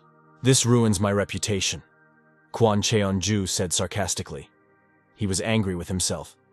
However, I don't think you can hold out much longer. Isn't that right, Kim Yu-won? Quan Cheonju intended to attack much harder. Kim Yu-won felt it. The restrictions are becoming more powerful. This time it will be the strongest, Kim Yu-won feared. Skill. Jintomachi. The power of the giant seeks into the hand. There is little physical strength left. A partial body enlargement is performed. Skill. Mana explosion. Kwan's attacks were getting stronger, and Kim Yu-won was having a hard time.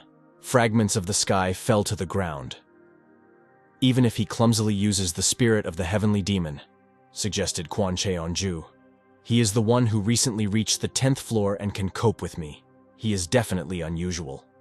But Kwon Cheon-ju continued, I'm as crazy as him for enjoying this battle. So, attack Kim Yu-won, Kwon Cheon-ju shouted. To hell with everything, thought Kim Yu-won. What are you doing? Where did your recent calm go? Kwon quipped. He literally laughed in Kim Yu-won's face. 89. Attacks by Kwon Cheon-ju are blocked. The fight continued. And this was not just a physical confrontation. It was a test of character and will. The opponents put all their strength and determination into every blow, trying to overcome each other. The world around seemed to disappear. There were only the two of them and their inner fire.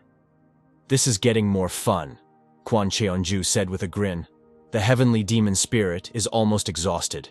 If I attack just once, I won't be able to control it, and it will be the end of me. I don't have the ability to attack, Kim Yu-won thought. It's not that fun for me, Kim Yu-won replied. We've just started, and you say this, Kwon Cheon-ju said with a hint of disappointment.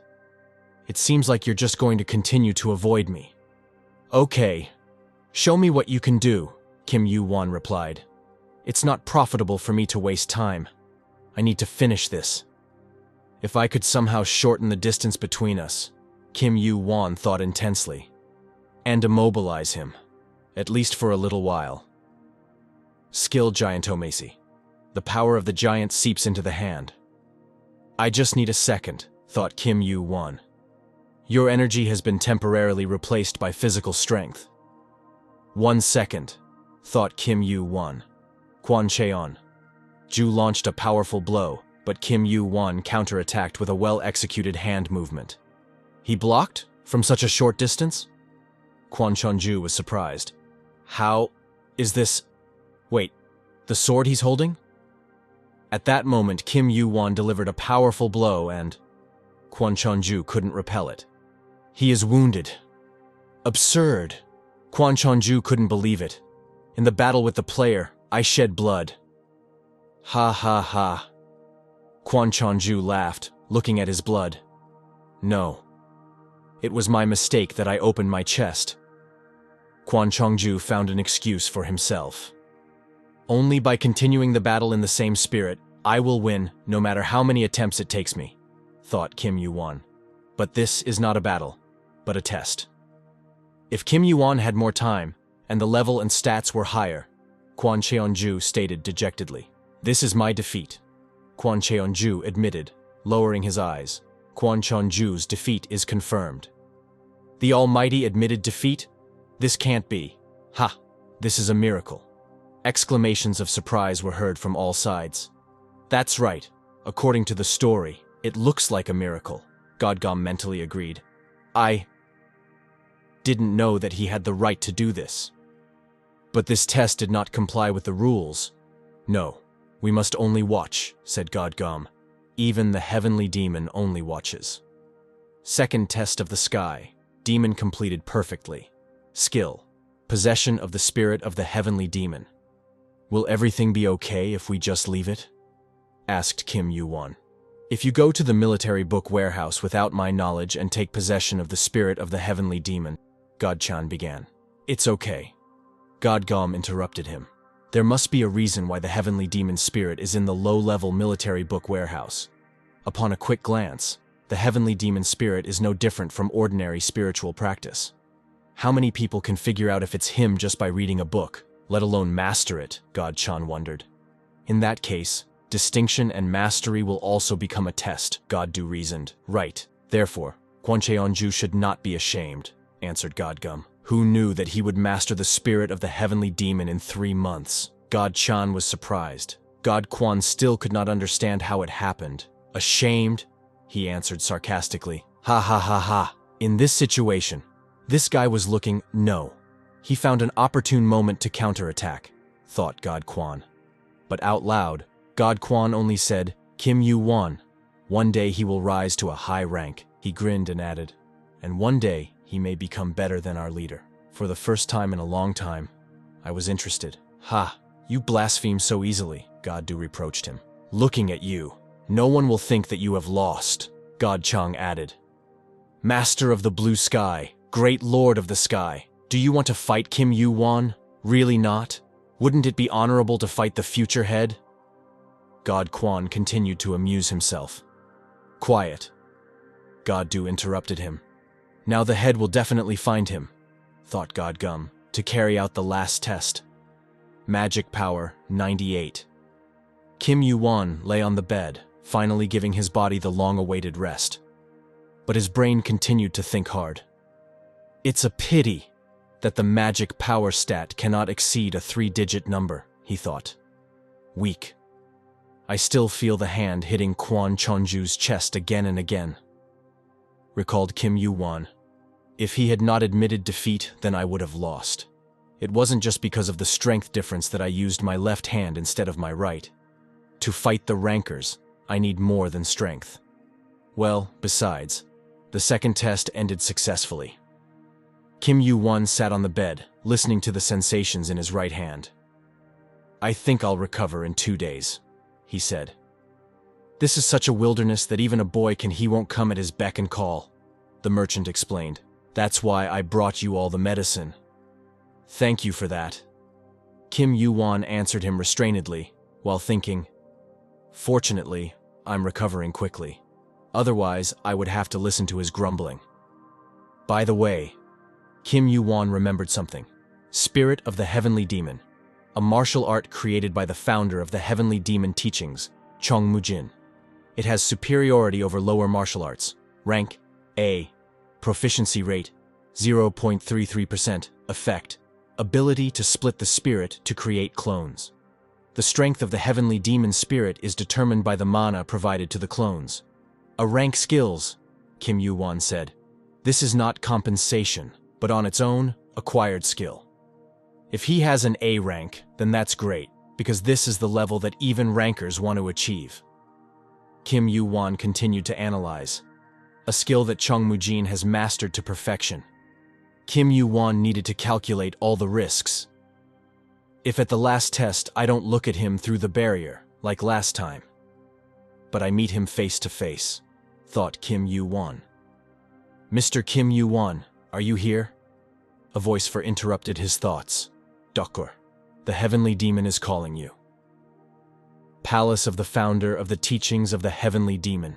Kim Yu-won climbed the steps of the palace along with the attendant. "There was an order that only you can go inside," the attendant said, bowing politely. Kim Yu-won went inside and stopped, listening to the silence that reigned there. "I don't feel the presence of someone," remarked Kim Yu-won. "It seems that it is still impossible for me to feel the presence of senior rankers." The egg bared its teeth. Kim Yu-won looked around expectantly. There, he finally determined. The Heavenly Demon Cheon Mujin was sitting on the throne. "Are you here?" he said, looking at Kim Yu-won. "You called me?" Kim Yu-won said, bowing his head politely. "That's right.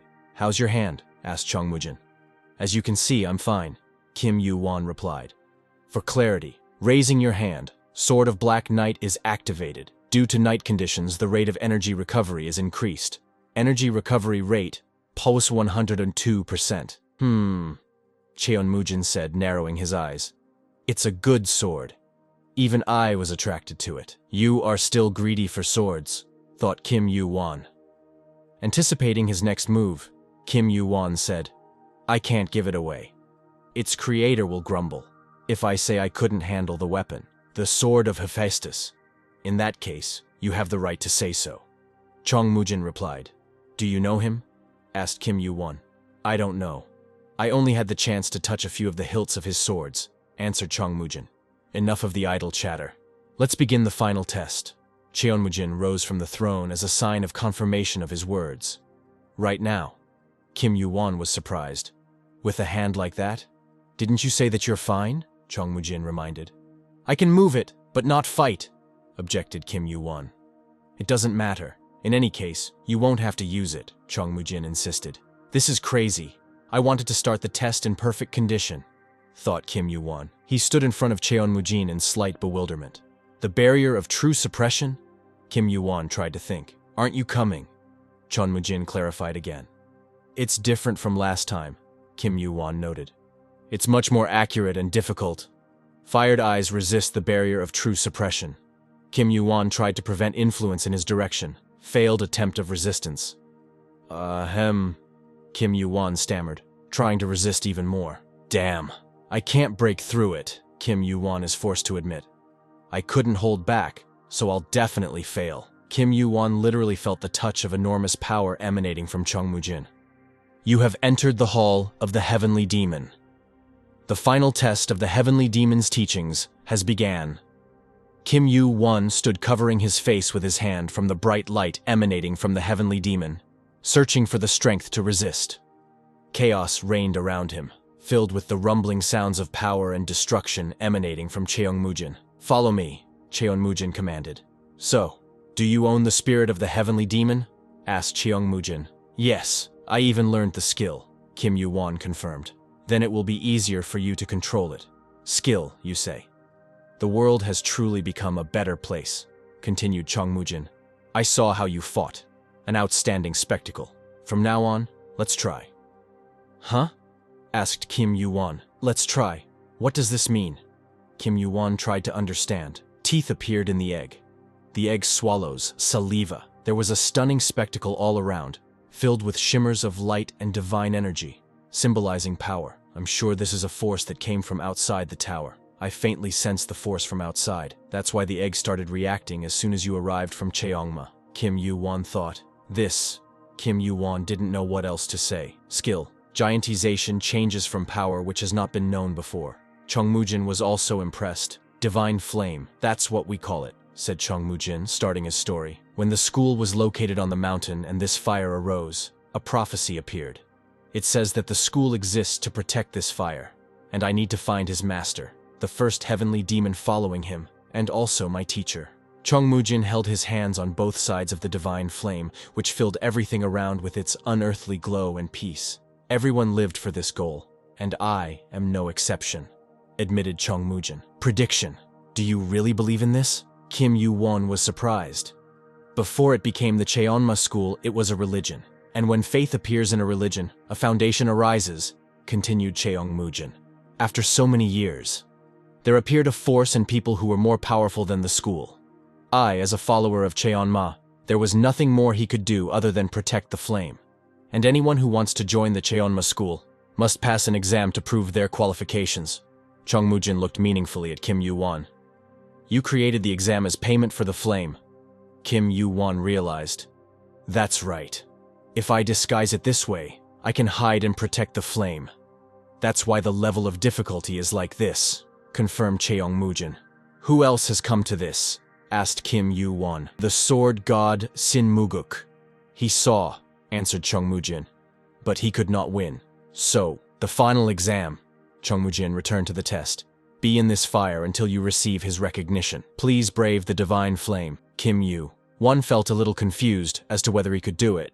If you pass, the exam will end. As I thought, it's difficult.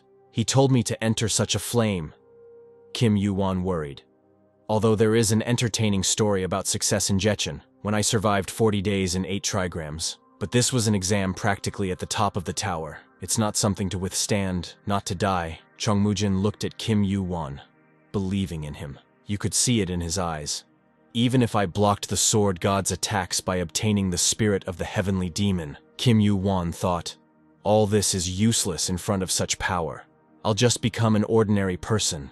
Chong Mu-jin waited, and Kim Yu-won still did not dare to enter the divine flame. But it seems that he felt something.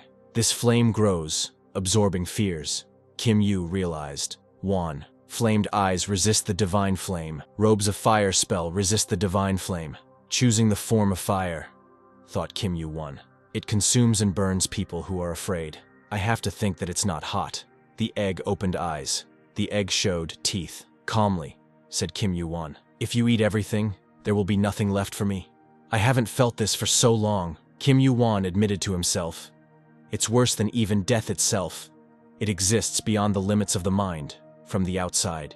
Kim Yu-won stood surrounded by divine flames, experiencing sensations that had never happened before. The days when I fought with them. He continued the internal dialogue. If I'm afraid of this force, I have no right to control that. I don't know what you are, but Kim Yu-won peered into the flame, talking to him. If you are outside, I have already seen this. In the past, my body was weak, he recalled. This is an endless war with the outseed. Holding on to the sword, I tried to survive in a world that was collapsing. I went back in time and gathered my fighting spirit again. A despair that reaches the skies, a darkness that pull into a swamp, the one who could not be born, and stupid chaos, the decision that was made with my comrades after long battles and bloodsheds, that we promised each other hundreds and thousands of times after returning to the past, climbing to the top of the tower from the very bottom. We are not 100, is it weaker? On the opposite, ever more and more became stronger. There is only one reason why I am here. Kim Yu-won turned to the divine fire again. I came to win for them. Kim Yu-won stood surrounded by divine fire and light, feeling all its power and wisdom. He already felt this fire within himself, as part of his essence, which led him to himself. Now he was one with this divine light, and its presence empowered him strength and confidence. You passed the Chanma School exam. Title: you have received the title, Founder of the Chanma School. You have received 100,000 points. Your strength increased by 1, agility increased by 2. Physical strength increased by 1. Intuition increased by 1. Mana increased by 1. Giant fire. Skill obtained. The skill disappears. He has changed, noted Kim Yu-won. Skill obtained. Vivid fire. You have received a reward.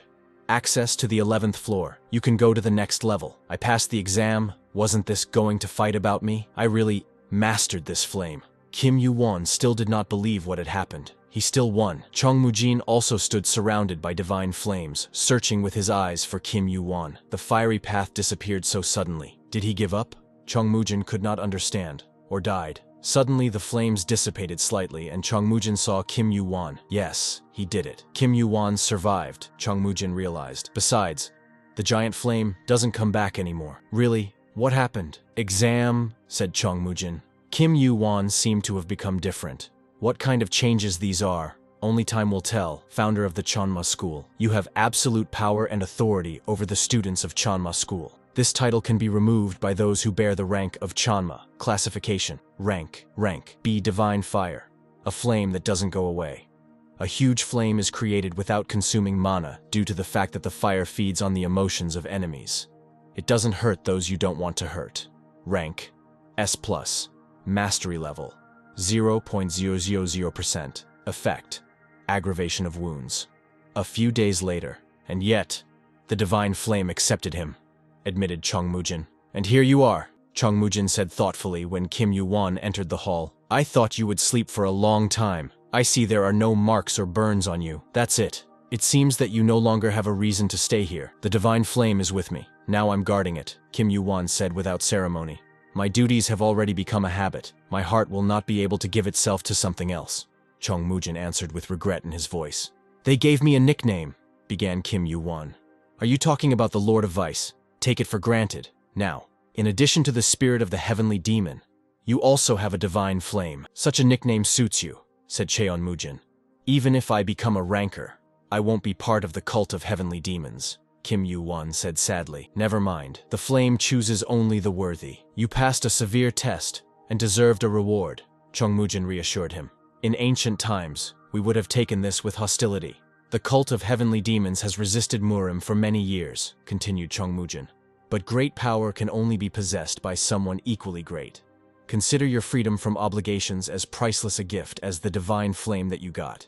Kim Yu-won was surprised by this definition, clearly expecting to hear something different. It seems that he doesn't want me to become one of the heavenly demons at all. Lucky, he thought. In that case, I will accept this gift, said Kim Yu-won, rising from the table. Are you leaving already? Chong Mu-jin was surprised. Alas, I have to go. I will visit you when the great war with Murim begins, answered Kim Yu-won. Will I see you on the battlefield? Chong Mu-jin asked. If fate so dictates, Kim Yu-won said thoughtfully. In that case, I don't dare detain you, answered Chong Mu-jin. Kim Yu-won left, and he was left sitting at the table alone with his sad thoughts. Has my service really come to an end? The obligations that bound me have been lifted, he thought sadly. What is my goal now? It seems that the time has come. Cheonmujin said with longing in his voice. Before the appearance of the divine flame, we wanted only one thing, he recalled. Looks like it's time to return to Murim, Cheonmujin decided. The world around was majestic in its own way. Among these mountains, legends about glorious warriors and great gods were born. Taklin, 11th floor. Come on, at least this time, the guy at the table begged, folding his hands as if in prayer. Come on, Player Halaman. On the board, there is an inscription. Test of the 11th floor.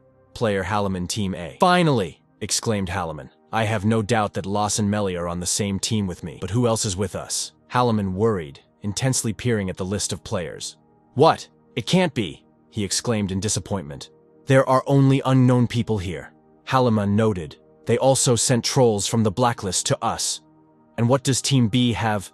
Halaman tensely scrolled through the list, peering at the scoreboard. They have Roll, a player with a rare healing skill, and his whole team. Halaman continued scrolling through the list with curiosity. Even the heir apparent son of the Nam Gun family? Yes, he and his team will pass this test in no time. He was surprised.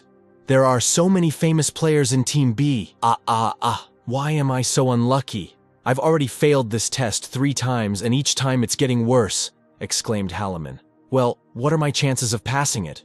With such a team, suddenly his attention was caught by something he had never expected. What? Kim Yu-won? The same Kim Yu-won? Halaman was surprised. I heard that he is an amazing player. What kind of discord is there in our team? Well, what kind of selection? Halaman stated disappointedly. You're out of luck, buddy. 30 points?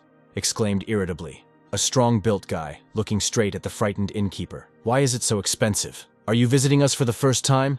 These are our prices. If you don't like it, look for another inn, the innkeeper answered sharply. Another tavern? Is this how you treat all your customers? The guy was indignant.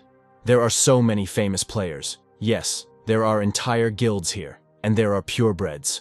All the talented players were taken to Team B, and I was appointed as their opponent. Kim Yu-won looked at the scoreboard. Hypnos will be the examiner for the 11th floor test. Ranker of Olympus. The faces of famous warriors and gods appeared in Kim Yu-won's memory. It seems that this is my revenge for last time, he thought. They want my death, no other way. All the cards are against me. Yes, the beginning is not very successful, Kim Yu-won thought, absent-mindedly watching the offended departing guy. Next! Shouted the innkeeper.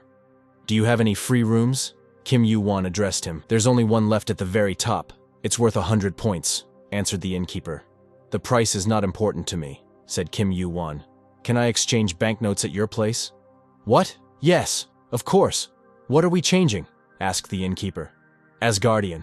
374 bills at 1,000 points each, and don't forget to add the commission, said Kim Yu-won with a steely look. I understand you, the innkeeper agreed, stuttering. 366, 320 points received. Balance. 931, 420 points. Do you want to summons the 6? Summary. Yahoo! How can I help? Asked 6. And this is the 6th distributor of the 11th floor? Okay. Anything is better than that clown who is always laughing, thought Kim Yu-won. I would like to use the store. He turned to the 6. We have everything your heart desires. And what is missing, we will certainly find. Just tell me, 6 promised. Some fairy is too friendly. What, have you already smelled my money? Thought Kim Yu-won. Just open the store, he ordered 6. Whatever you say, 6 answered ingratiatingly. Store, open. For the divine dark crystal, I only need adamantium. Looked through the catalog of Kim Yu-won. If it exists somewhere, then it's definitely here. It exists. Found it. How much does it cost? Kim Yu-won asked the 6. Oh, adamantium, very valuable material. 6 smiled. But why do you need it? The store sells ready-made items, and everything is of high quality. It will cost more. It's better that I do everything myself, answered Kim Yu-won. Very reasonable of you, agreed 6. But adamantium is extremely valuable, and that's why expensive material, besides the fact that it cannot be broken. Adamantium not only conducts mana, but also enhances its flow. Isn't it amazing? There is no material in the world more valuable than it. Somehow this 6 is too talkative, Kim Yu-won thought with irritation.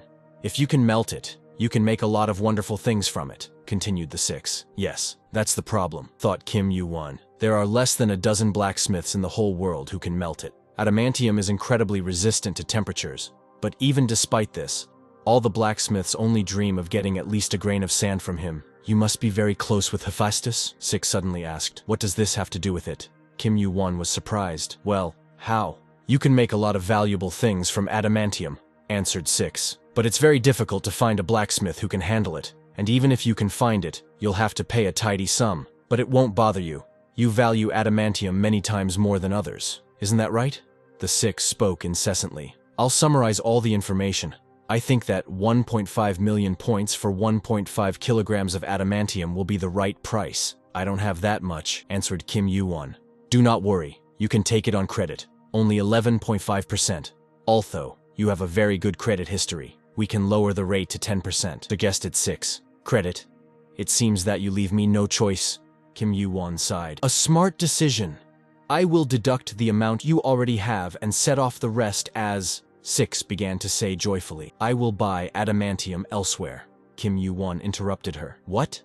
But this is a very good deal. You probably don't know, but adamantium is a very rare material and you won't find it in other stores. Six was still trying to persuade. I can do without it, and so I can pass the test, Kim Yu-won answered sharply. There will still be time to buy it. There are Sixes on other floors as well. At the very least, I'll bargain at the auction. What? But Six tried to say something else. And if it doesn't work out there, then I'll buy something less valuable, said Kim Yu-won. Sorry, it looks like I shouldn't have called you. But wait. Six wanted to say something else. Lord, that's it. Forget it. Kim Yu-won interrupted her irritably. I won't buy anything from you. How cruel. Six sobbed offendedly and flew away. Kim Yu-won felt disappointed. He again plunged into his thoughts.